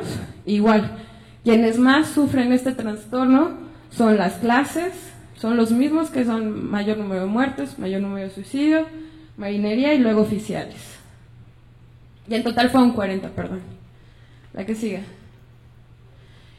Acá tenemos número de elementos navales que presentaron trastornos depresivos. Aquí ya los números aumentan a 674 casos. Y aquí son datos que están registrados por la propia Marina, o sea, que gente que fue digamos, al hospital de la Marina y mostró que tienen estos padecimientos y han sido tratados. También faltan todos aquellos que no hablan de esto, ¿no? Entonces tenemos que de estos 674, 409 son en clases, 212 en Marina y al final oficiales, y aquí sí ya hay mayor número en mujeres, 282 y 392 en hombres. Entonces vemos que este patrón se repite, aquellos que mayor mueren, aquellos que mayor tienen trastorno de estrés postraumático, que están más con depresión, son las personas que llevan a cabo las indicaciones, que están en los combates frontales, etcétera, etcétera. La que sigue. Aquí es ansiedad y tenemos 1.383 casos y de nuevo 570 son clases, los grados más bajos, marinería y luego oficiales y de nuevo hombres, también es una cuestión de género que podríamos estudiar dentro de las Fuerzas Armadas, son 914, la gran mayoría, y luego las mujeres. La que sigue, por favor. Y bueno, ¿cómo trata la CEMAR el trastorno de estrés postraumático, la depresión y la ansiedad? Y me enfoqué un poco en el trastorno de estrés postraumático más que en los otros trastornos, y usan las benzodiazepinas, antipsicóticos, inhibidores selectivos de la recaptura de serotonina, anticonvulsivos y terapia cognitiva conductual. Esto es lo que usaban de 2013 a 2015, en los años anteriores no me dieron la información. La que sigue. Y en 2016 me pareció bastante interesante que metan otro tipo de terapias un poco, digamos, más alternativas o no tan usuales, que es la hipnoterapia ericksoniana. Y también, bueno, para la depresión también aumentaron este elemento. La que sigue, por favor. Y en cuidados paliativos, de 2006 a 2012 no se cuenta con información, usan analgésicos opiáceos, ahorita les comento un poquito de esto. Y esto, antidepresivos tricíclicos, son los antidepresivos que les mencionó Pedro y que les mencioné que tienen un alto nivel de toxicidad. Estos se los dan a los marinos. Anticonvulsiones y estabilizadores de ánimo. Mencionan psicotrópicos, pero no detallan qué son estos psicotrópicos. Y terapias psicológicos y conductuales. Aquí también tenemos los psicotrópicos que no nos hablan de qué es. La que sigue, por favor. Y bueno, no voy a ahondar en esto porque no es mi especialidad y porque mañana va a haber una conferencia a la cual tienen que ir, no pueden faltar, que habla sobre el trastorno de estrés postraumático y el MDMA. Y solo les voy a dar algunas generalidades. El MDMA es un empatógeno, es una sustancia empatógena, es decir, que hace que las personas sientan empatía hacia otras personas más fácilmente. Y en 2010 se hizo un estudio y se detuvo que 85% de los pacientes que tuvieron psicoterapia asistida con MDMA no presentaban los criterios del trastorno de estrés postraumático. Esto es que los síntomas disminuyeron, que ya no se podía considerar como tal este trastorno. Esto es bastante innovador porque, como les dije, hay mucha resistencia al tratamiento por parte de quienes sufren este trastorno. En 2012 se hizo otro estudio y tuvieron un mejoramiento a lo largo plazo de los síntomas del trastorno de estrés postraumático. Esto es que 4 años después del estudio ya los síntomas iban mejorando muchísimo más. Y esto para las personas que sufren este trastorno es volver casi que a la vida. Entonces realmente estos estudios son bastante innovadores, con resultados bastante positivos. Y bueno, alguno de los beneficios es que reduce la depresión, la ansiedad, la sensación de temor al recordar la experiencia traumática, que esto es una parte de por qué existe mucha resistencia, es porque no se puede hablar del evento para tratarlo y digamos que para curarlo o poderlo procesar de forma positiva. Reduce la ansiedad y el estado constante de alerta, mejora la relación entre el paciente y el terapeuta y reduce la exclusión social. Son solamente algunos de los que yo les puedo mencionar, pero mañana va a estar muy buena esa conferencia. La que sigue, por favor. Una pregunta. No, me está marcando el tiempo. Y en 2016 se buscó replicar estos estudios en Canadá, Israel y Australia.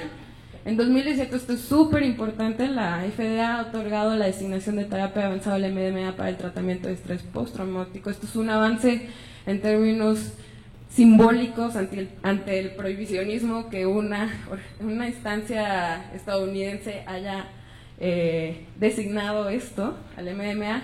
Y en 2018 se buscan hacer estudios en Reino Unido, y para 2021 MAPS busca que la FDA hable del MDMA como un medicamento prescrito. Bueno, ya lo deje legalmente.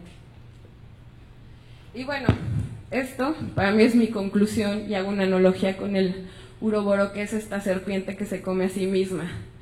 ¿Por qué? Porque el Estado mexicano, mediante el combate, prohíbe sustancias psicoactivas como el MDMA y también los opiáceos, que en México tenemos todos miles de plantaciones e importamos morfina. Esto es impresionante, es como el caso de la gasolina.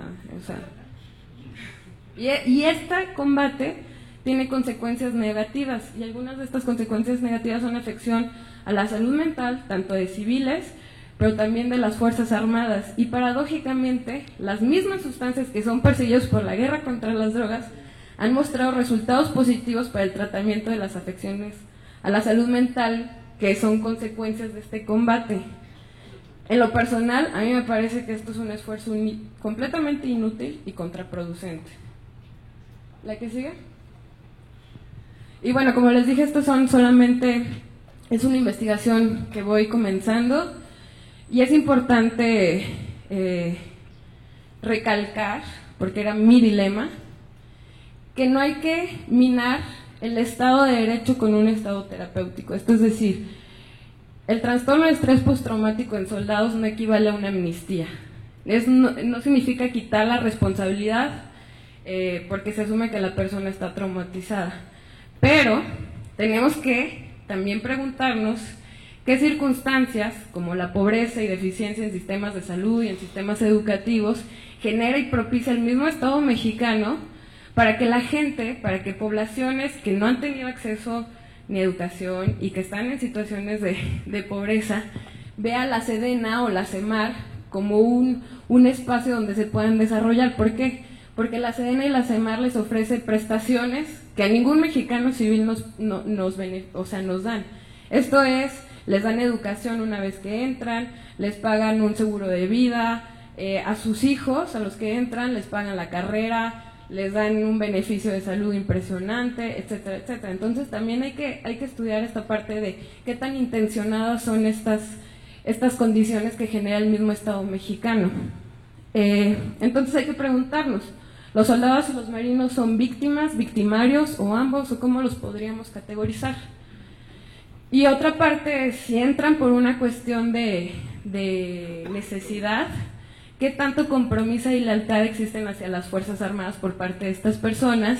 ¿Y cómo podría influir esto en falta de profesionalismo dentro de las Fuerzas Armadas? Es decir, que estén ahí, le ven como un servicio, como un trabajo y no como un servicio.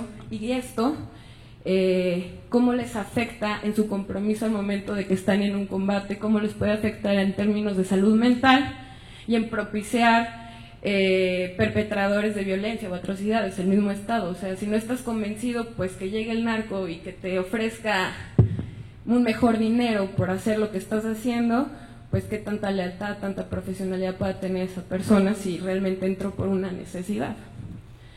Y bueno, también estaría interesante estudiar qué circunstancias del combate, es decir, formas de abatir, como llama el Estado mexicano, al enemigo, incrementa las probabilidades de trastorno de estrés postraumático, suicidio, depresión y ansiedad.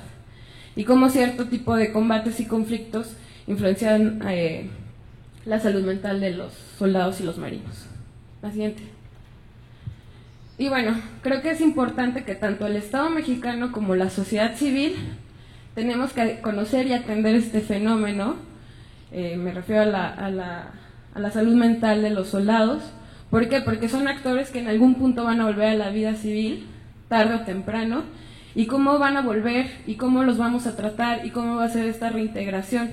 Obviamente también es urgente poner atención sobre la salud mental de las personas que están en estos espacios donde se están dando combates bastante fuertes y severos del narcotráfico aquí en México, y pensar en alternativas, intervenciones psicosociales. Creo que ya es todo. Aquí la bibliografía y bueno, aquí está mi contacto por cualquier cosa. Gracias.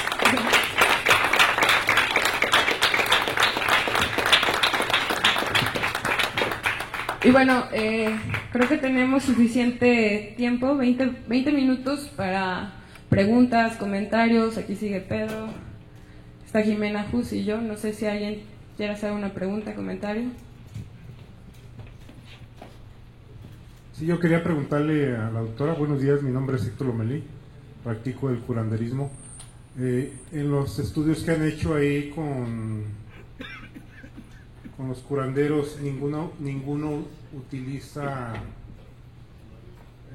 metabolitos secundarios de plantas sagradas para curaciones, digo por la prohibición que hay.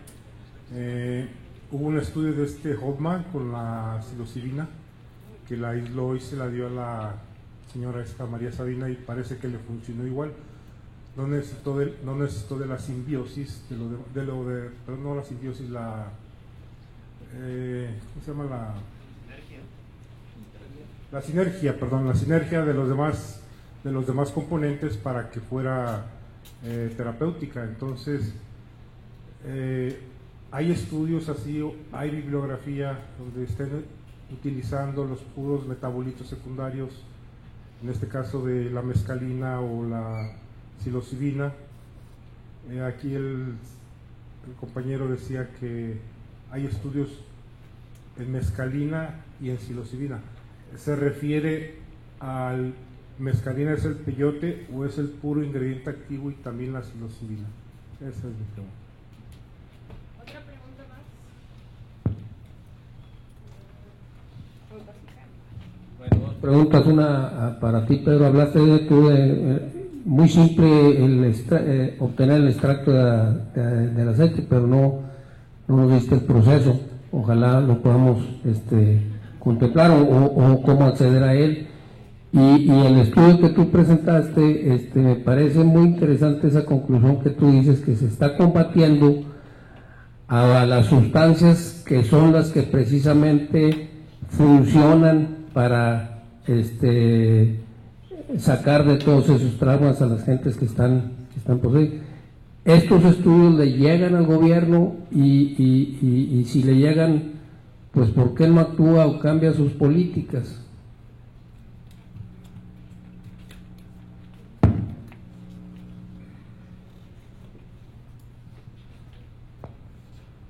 Yo solo me preguntaba cuál era la diferencia entre la prevalencia de enfermedad mental en las Fuerzas Armadas con relación al resto de la población mexicana. Más fuerte. No se escuchó. Preguntó que cuál es la prevalencia en las afecciones a la salud mental de la población civil contra las Fuerzas Armadas. Bien, los metabolitos secundarios están en las plantas, ¿no? O sea, los primarios son para que la planta pueda vivir, ¿no? O sea, respirar, hacer todo su proceso de fotosíntesis. Los secundarios muchas veces están asociados, según la ecología, con mecanismos de defensa, ¿no? Por ejemplo, una planta produce la que se come la mariposa monarca, unas clepias, empieza a producir ciertos tipos de sustancias para que no se la coman, ¿no? Y una muy similar físicamente lo hace. Eso es en la parte biológica. Entonces, cuando hacemos un extracto, va toda una carga de metabolitos secundarios. O sea, tenemos de todo: alcaloides, terpenos, flavonoides, cumarinas, de todo. Los curanderos usan toda la planta o parte de la planta, pero lleva muchos metabolitos secundarios, no nada más uno. Para extraer uno se requieren procesos químicos, ¿no? Totalmente. O sea, para aislar de la salix, ¿no? El ácido acetilsalicílico, por ejemplo. Entonces, si hay estudios, como lo mencionaba él, pero son más de tipo clínico y enfocados hacia un principio activo. Los curanderos recetan las plantas de manera más integral, pero es bien importante recordar el componente cultural. Una planta, para hacer una curación, va acompañado de un seguimiento, de un usted es curandero, entonces no nada más se receta como si fuera un medicamento, sino acaba siendo lo mismo, ¿no? Es hacerse responsable de su propia enfermedad, de dónde viene el origen. Bueno, trae un proceso triste, esto va a ocurrir, yo voy a trabajar en esto, voy a ver cómo está la familia, dónde estoy viviendo, es mucho más integral. Entonces, no hay que olvidar eso, decía un investigador, Santayana, que cura el componente activo, pero también el cultural. Entonces, eso no podemos separarlo. Entonces, bueno, como tal, los curanderos no lo han hecho, pero lo hacen, ¿no?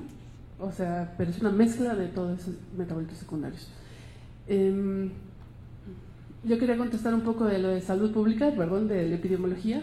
En el caso de los nervios, lo más similar es la ansiedad. Tenemos, los síntomas son sudoración, taquicardias, intranquilidad, insomnio, etcétera. Se parece mucho. Hay muy poca epidemiología para México. En el caso de la ansiedad es desde 1996 y los estudios se hacen en las ciudades. Entonces ahí es importante hacerlo en las demás comunidades. Rara vez una persona se acerca a un psiquiatra o un psicólogo. Primero hacen otras terapias alternas, desde correr, ir a la yoga, ir con el sacerdote, hablar con el curandero, y muy poca gente va al psiquiatra, lo cual pues en parte es conveniente porque lo que recetan son precisamente fármacos que causan tolerancia y dependencia, adicción. Ya se habló de las benzodiazepinas, de la serotonina también, de estos medicamentos que causan adicción. Entonces también yo me preguntaría, bueno, hay muchas plantas que están prohibidas, pero como les mencioné, hay muchas otras que no están prohibidas, que son que crecen en lugares muy cercanos a nosotros, son de bajo recursos, no cuesta cuánto cuesta un fármaco o cuánto cuesta una planta, ¿no? Y claramente no es recetarse otra vez la planta, sino ir con un curandero y con un especialista y ver todo el proceso, porque es mucho más complejo recuperar el equilibrio en el cuerpo. Y bueno, también me llama la atención los datos que mencionó Rebeca, que los hombres tienen mayor índice en la parte epidemiológica a nivel mundial. Las mujeres presentamos mayores problemas psiquiátricos, a lo mejor tiene que ver con las encuestas que hicieron, el número de marinos que están, que en general son hombres y demás, pero afecta más a nivel poblacional general a las mujeres. E incluso lo comentan los curanderos, que ya ahora hasta los de menores edades, los niños, ya también llegan con estos problemas más fuertes. Y obviamente tiene que ver con nuestra situación social, ¿no? Su pregunta era sobre la clasificación, ¿no? Entonces, en los estudios, si se estudia el peyote o la mescalina, ¿no? Los estudios que investigan la relación entre el consumo de estas sustancias y problemas mentales se hizo con base en encuestas o la base de datos de encuestas, y entonces dentro de esa base de datos se cruzó la información. Entonces usan la clasificación de la encuesta, y en esa encuesta es entonces mescalina o peyote, o hongos o psilocibina. Pero en los estudios clínicos sobre sus efectos potencialmente terapéuticos y los riesgos que pueden tener, sí usan la sustancia pura, porque usan una dosis de parece miligramos, por ejemplo, o tantos microgramos por kilogramo. Entonces sí, ahí sí tiene que ¿cómo se dice? Sí, no, tener dosis muy exactas. Entonces, en ese caso, sí se usa la sustancia pura o el extracto, pero en estudios a la población eso no importa tanto. Entonces, generalmente es peyote también, o mescalina, o sus apodos. Rápidamente, lo que preguntabas, ¿por qué si existen estos estudios que los puedes literalmente googlear? Pues yo creo que tiene que ver con dos intereses específicos. Primero, lo que representa el costo político de que una persona, ante un tema que está bastante estigmatizado y que realmente es falta de educación, de interés y de investigación, como dice Jus, o sea, generar esta investigación para tener este tipo de resultados, primero tienes que meterte al mundo burocrático para lograrlo. Entonces, eso en primero, obtener la información en términos de estudios hechos aquí en México, ¿no? Y pues a los políticos creo que no les parece bastante atractivos ante un tema que en la opinión pública es bastante, no lo apoyan para nada.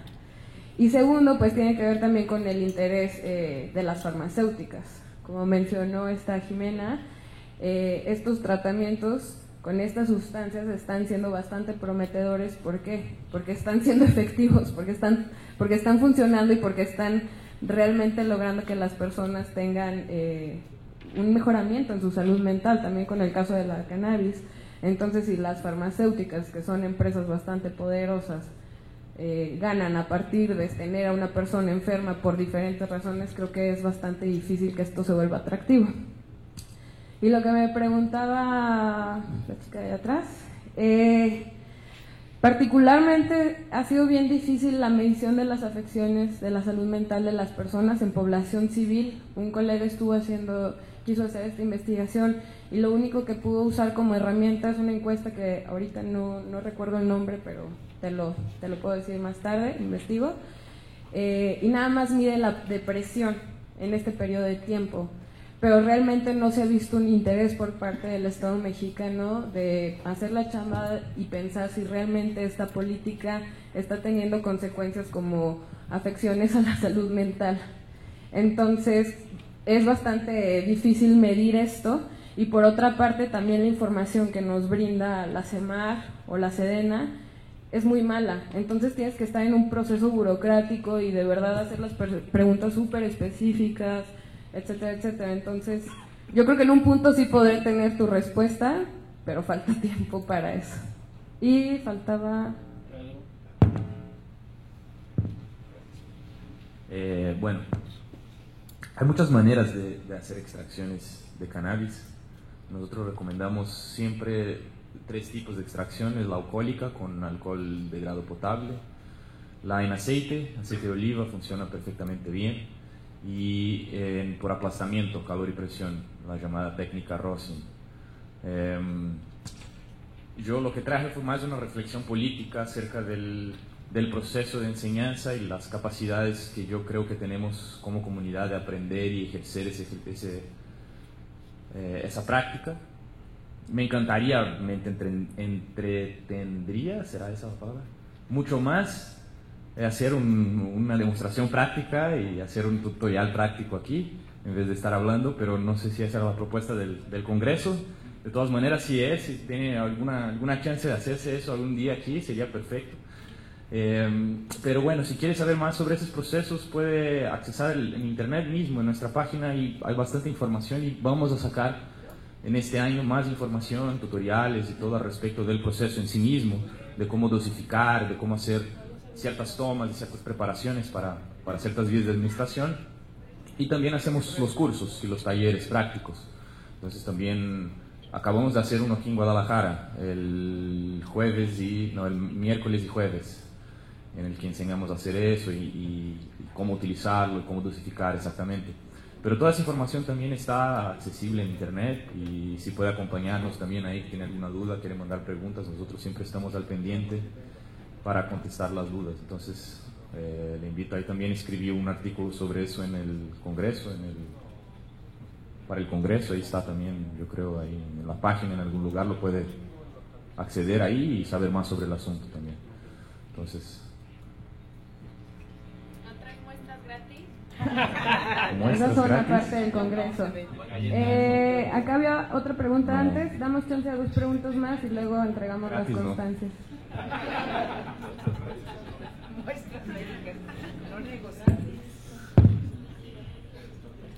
Hola, yo hablo poco español, mas voy a leer. Mi pregunta.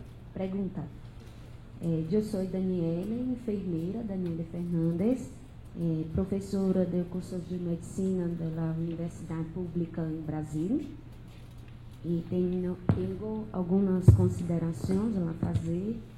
Percebo que os estudos antropológicos sociais sobre o uso cultural de plantas com efeitos psicoativos avançam em maior velocidade que os estudos clínicos de caso controle e randomizados ou aleatorizados.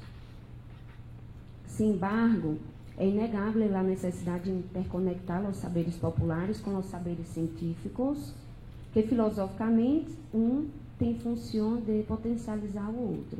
No entanto, desde o ponto de vista psíquico e neurológico, todo o que desencadena uma ação que nesse tema pode causar danos graves e severos em relação ao uso do que se considera drogas. Minha pergunta é para Pedro, sim?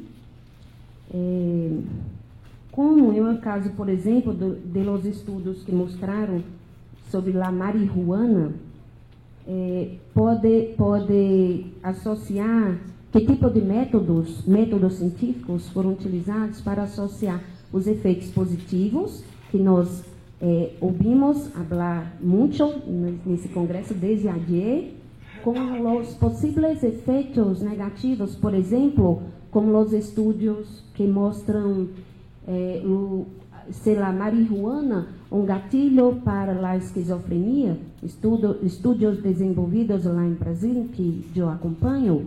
Então, como nós poderíamos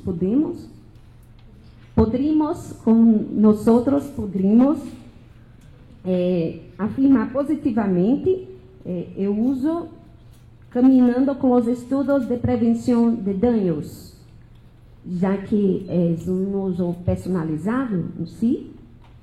É para você essa pergunta. Gracias. Antes de responder, perdón, es que está con nosotros Jesús Alejandro, ¿verdad? Jesús Alejandro vino desde Jalapa y se le hizo un poco tarde, entonces démosle la oportunidad de que nos presente su trabajo bastante rápido, pero no lo va a presentar. Y luego ya, no sé si alcance el tiempo, pero si no, pues en un espacio alterno para que te dé respuesta a tu pregunta. Les leo rapidísimo. Jesús Alejandro es licenciado en Biología por la Universidad Veracruzana, es autor del libro La Buena Muerte, Enteógenos y Eutanasia. Hace un análisis desde la bioética del uso de enteógenos para el manejo de ansiedad en enfermos terminales y pues que nos presente rápidamente.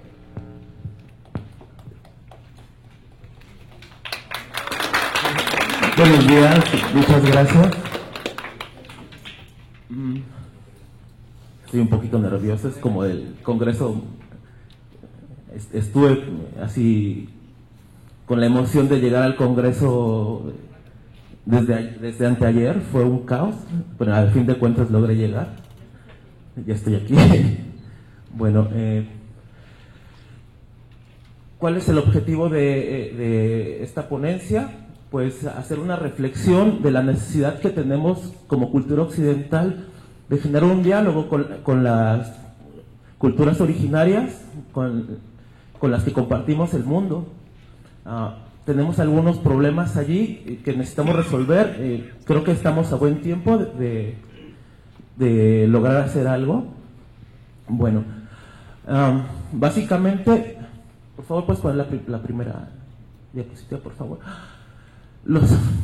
Los paradigmas que sustentan tanto a Occidente como a las diferentes culturas con las que cohabitamos en la Tierra tienen paradigmas diferentes que no son, muchas veces no tienen equivalente entre sí. Por ejemplo, si hablamos acerca de espiritualidad, para Occidente es algo súper subjetivo, algo sutil, algo que se deja de lado. En cambio, para las culturas originarias, básicamente hay una unión entre arte, ciencia y espiritualidad. Por ejemplo, si nos ponemos a analizar así rápidamente qué es lo que dio origen a las pirámides en México, podemos darnos cuenta que tiene un fin espiritual, tienen un fin científico y tienen un fin artístico. Las tres cosas están mezcladas de forma adecuada. Para nosotros cada cosa está separada y está individualizada. La ciencia no tiene cabida para la espiritualidad, el arte algunas veces tiene un roce con la espiritualidad, pero muchas veces es algo que se deja de lado, a pesar de que genera una experiencia estética, y la espiritualidad muchas veces deja de lado la parte científica y la parte artística, aunque tienen un roce, muchas veces se deja como algo subjetivo. Por favor, la que sigue. Bueno, ¿quién tiene la culpa de esto? La visión neoliberal occidental. ¿Qué es lo que tiene? Cualquier cosa que se oponga a la visión la visión neoliberal heteropatriarcal es considerado como algo que no debe ser tomado en cuenta, se le desprecia. ¿Por qué razón? Porque básicamente empieza a remover los cimientos de la cultura, digamos así, sobre la cual nos estamos desarrollando, ¿no? Todas las culturas tienen diversos niveles de realidad. Hay un nivel de realidad lingüístico, otro nivel de realidad social, y dentro de ellos nos vamos desenvolviendo. Y si estos niveles de realidad, bueno, si esta visión no es satisfecha dentro de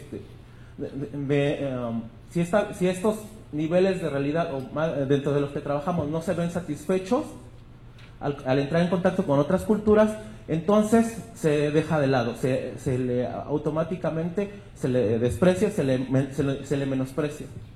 Por favor, la que sigue. Y entonces llegamos a la conclusión de que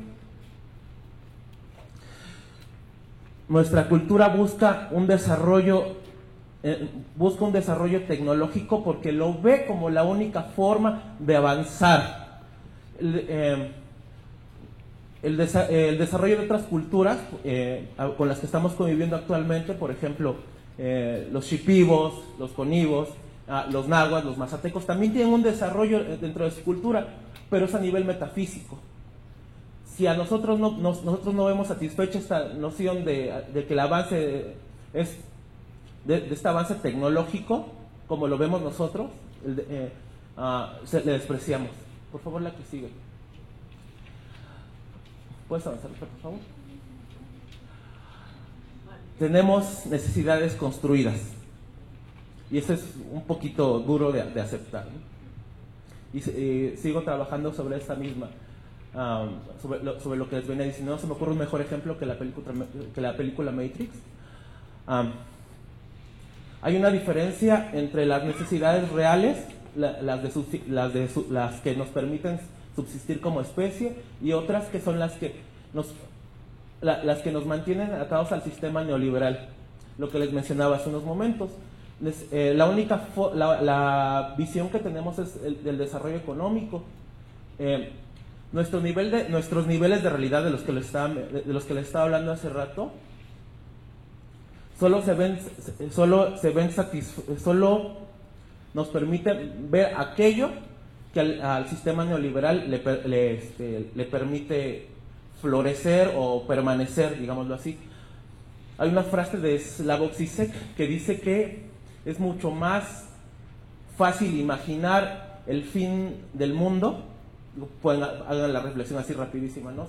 Nos han invadido los extraterrestres, ha habido terremotos, sismos, tormentas dentro de las películas, dentro del imaginario cultural occidental, pero jamás se habla de la caída del sistema económico.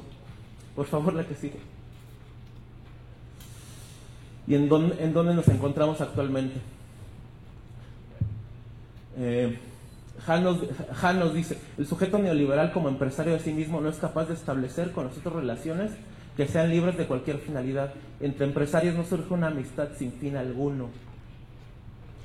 ¿A qué nos referimos con esto?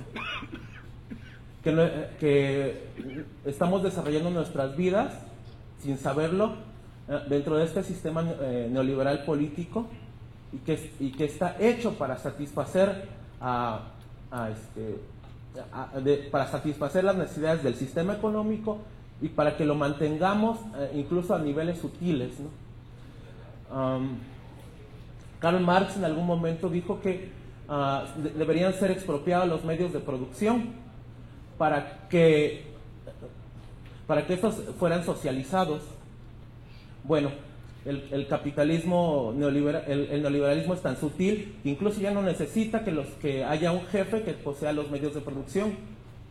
Si por ejemplo, piensen ustedes en Amazon. Amazon no tiene una oficina central.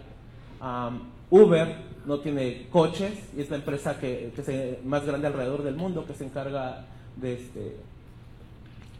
que trabaja como medios de transporte. O piensen en Facebook. Facebook no tiene está básicamente en todas partes y no tiene una oficina central como tal. Por favor, la que sigue.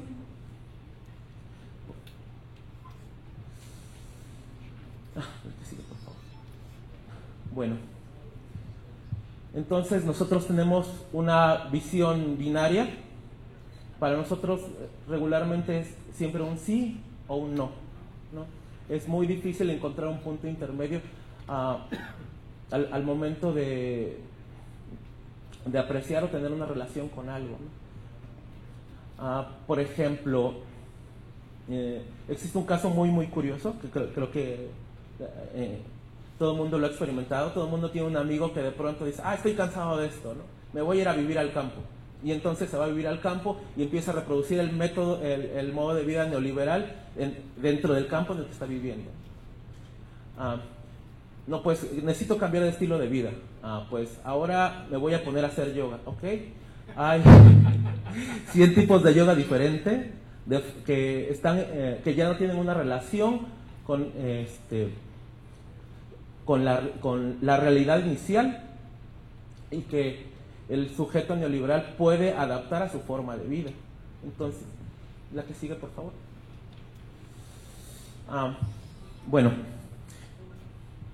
continuando con lo anterior, existe ¿qué es lo que pasa aquí?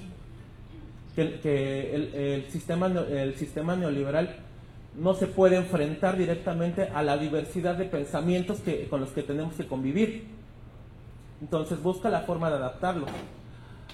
No se me ocurre un mejor ejemplo que la sal rosada del Himalaya. Un producto que está disponible en absolutamente todos los supermercados. Vas al Walmart y ya está.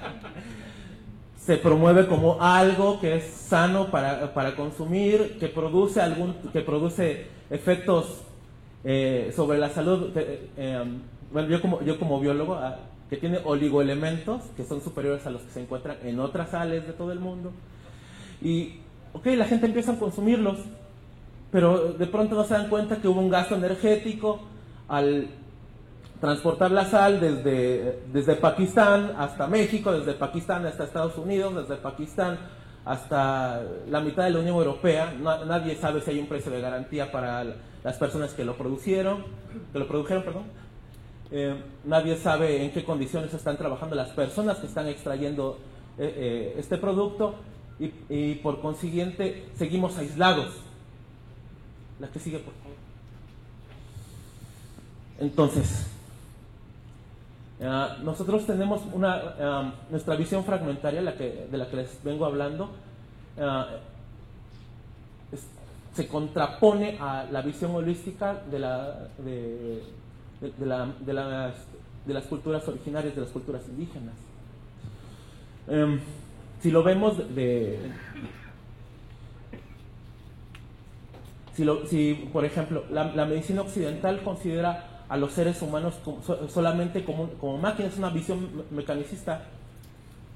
Es una persona, un paciente, no tiene solamente imaginen un carro. Un paciente es una persona a la cual se le acaba de descomponer algo, una máquina que tiene una falla, entonces hay que repararlo. No sé, yo voy al médico por la mañana, es el ejemplo que se me ocurre, me pone una ampicilina, por la tarde llego al trabajo. No sé si han visto los anuncios, por ejemplo, los de aspirina. Está el mesero corriendo por el trabajo, tiene un ataque de migraña y de pronto, no puedo hacer más. Voy, me tomo una pastilla, el dolor se va mágicamente dentro de una inmediatez además. Y Entonces, entonces la persona vuelve a reintegrarse como ser económicamente productivo dentro del sistema neoliberal y entonces puede seguir trabajando o desarrollándose económicamente o desarrollándose como un triunfador dentro del sistema.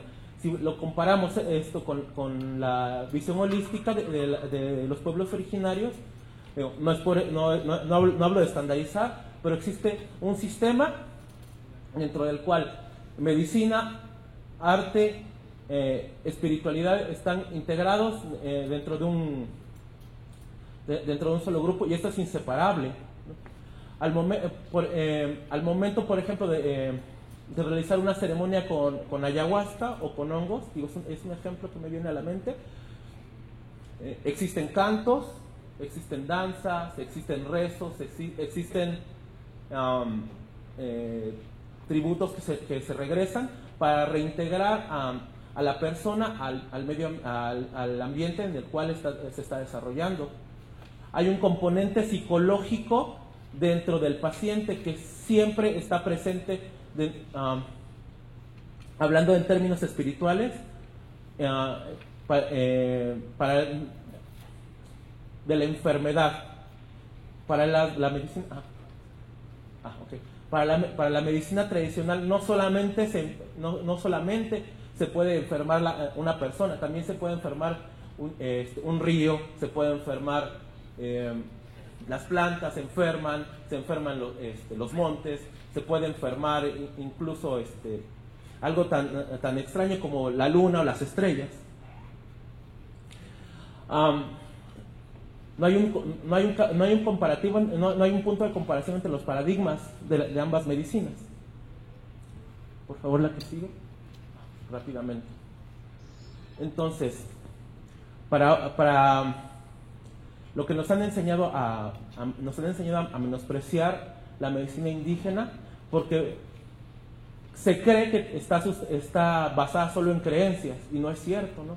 La medicina indígena tiene una base experimental que se ha ido puliendo a lo largo de muchísimos años, de siglos incluso. Por ejemplo, en el caso de la ayahuasca, se habla de que tiene más de 5.000 años de desarrollo, del desarrollo de esta medicina. Por favor, la que sigue. Y entonces, aquí vamos. Nuestra cultura, la cultura occidental, es monodimensional, solamente trabaja sobre la dimensión física, digámoslo así. Nuestro desarrollo como cultura ha sido sobre esta dimensión. Las otras dimensiones, la espiritual, aquella con la que trabajan las medicinas indígenas, no son tomadas en cuenta. Y no necesariamente necesita creerse en Dios, o necesita creerse en dioses para que la medicina pueda... la medicina indígena no necesariamente... tenemos este desprecio a la espiritualidad, y cuando vemos esta mención de que las medicinas indígenas creen en dioses y son dimensiones dentro de las que nosotros no trabajamos culturalmente, entonces las despreciamos también. La que sigue, por favor.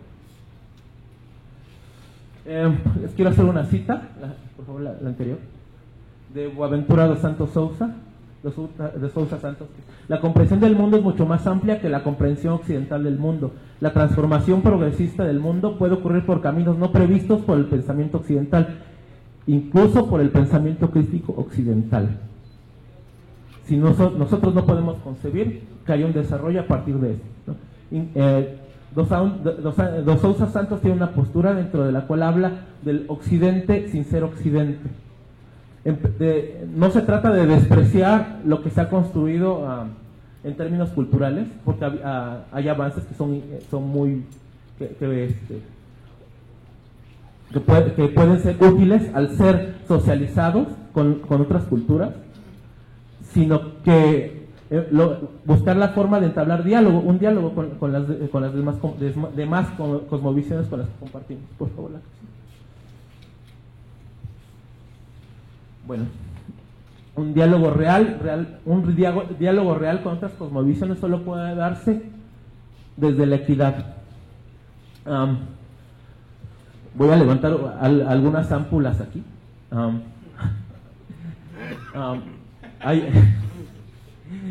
Hay un neoprimitivista al que se llama Kaczynski, el Yuna Bomber. Él hace una crítica muy ácida de la cultura occidental.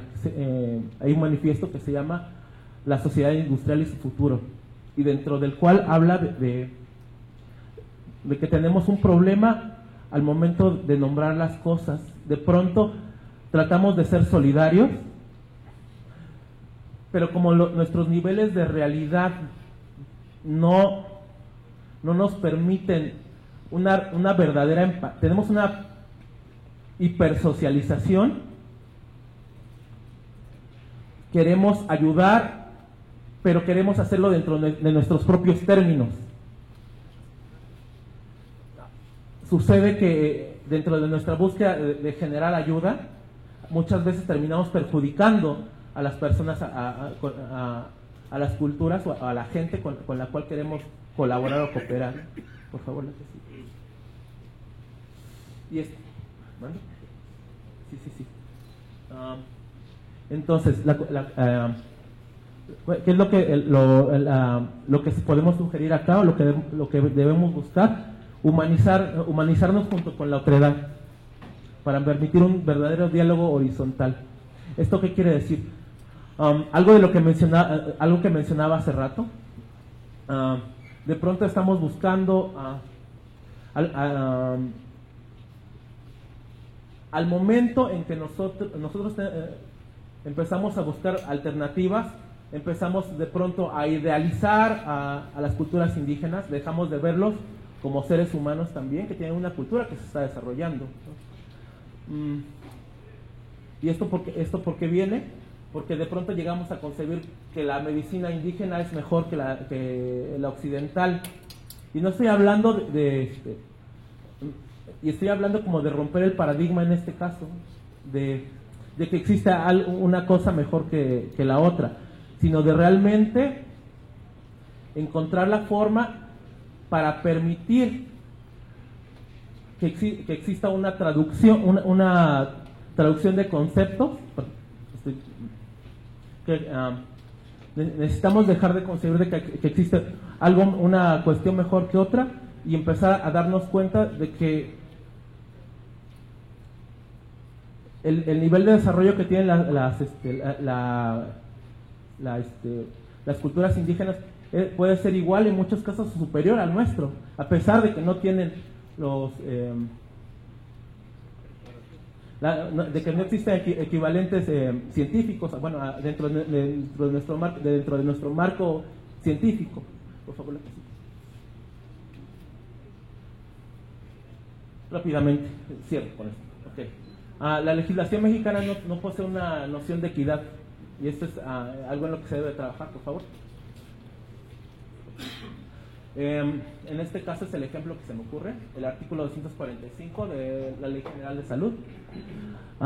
Menciona que en relación con las medidas de control y vigilancia que deberán adoptar las autoridades sanitarias, las sustancias psicotrópicas se clasifican en 5 grupos.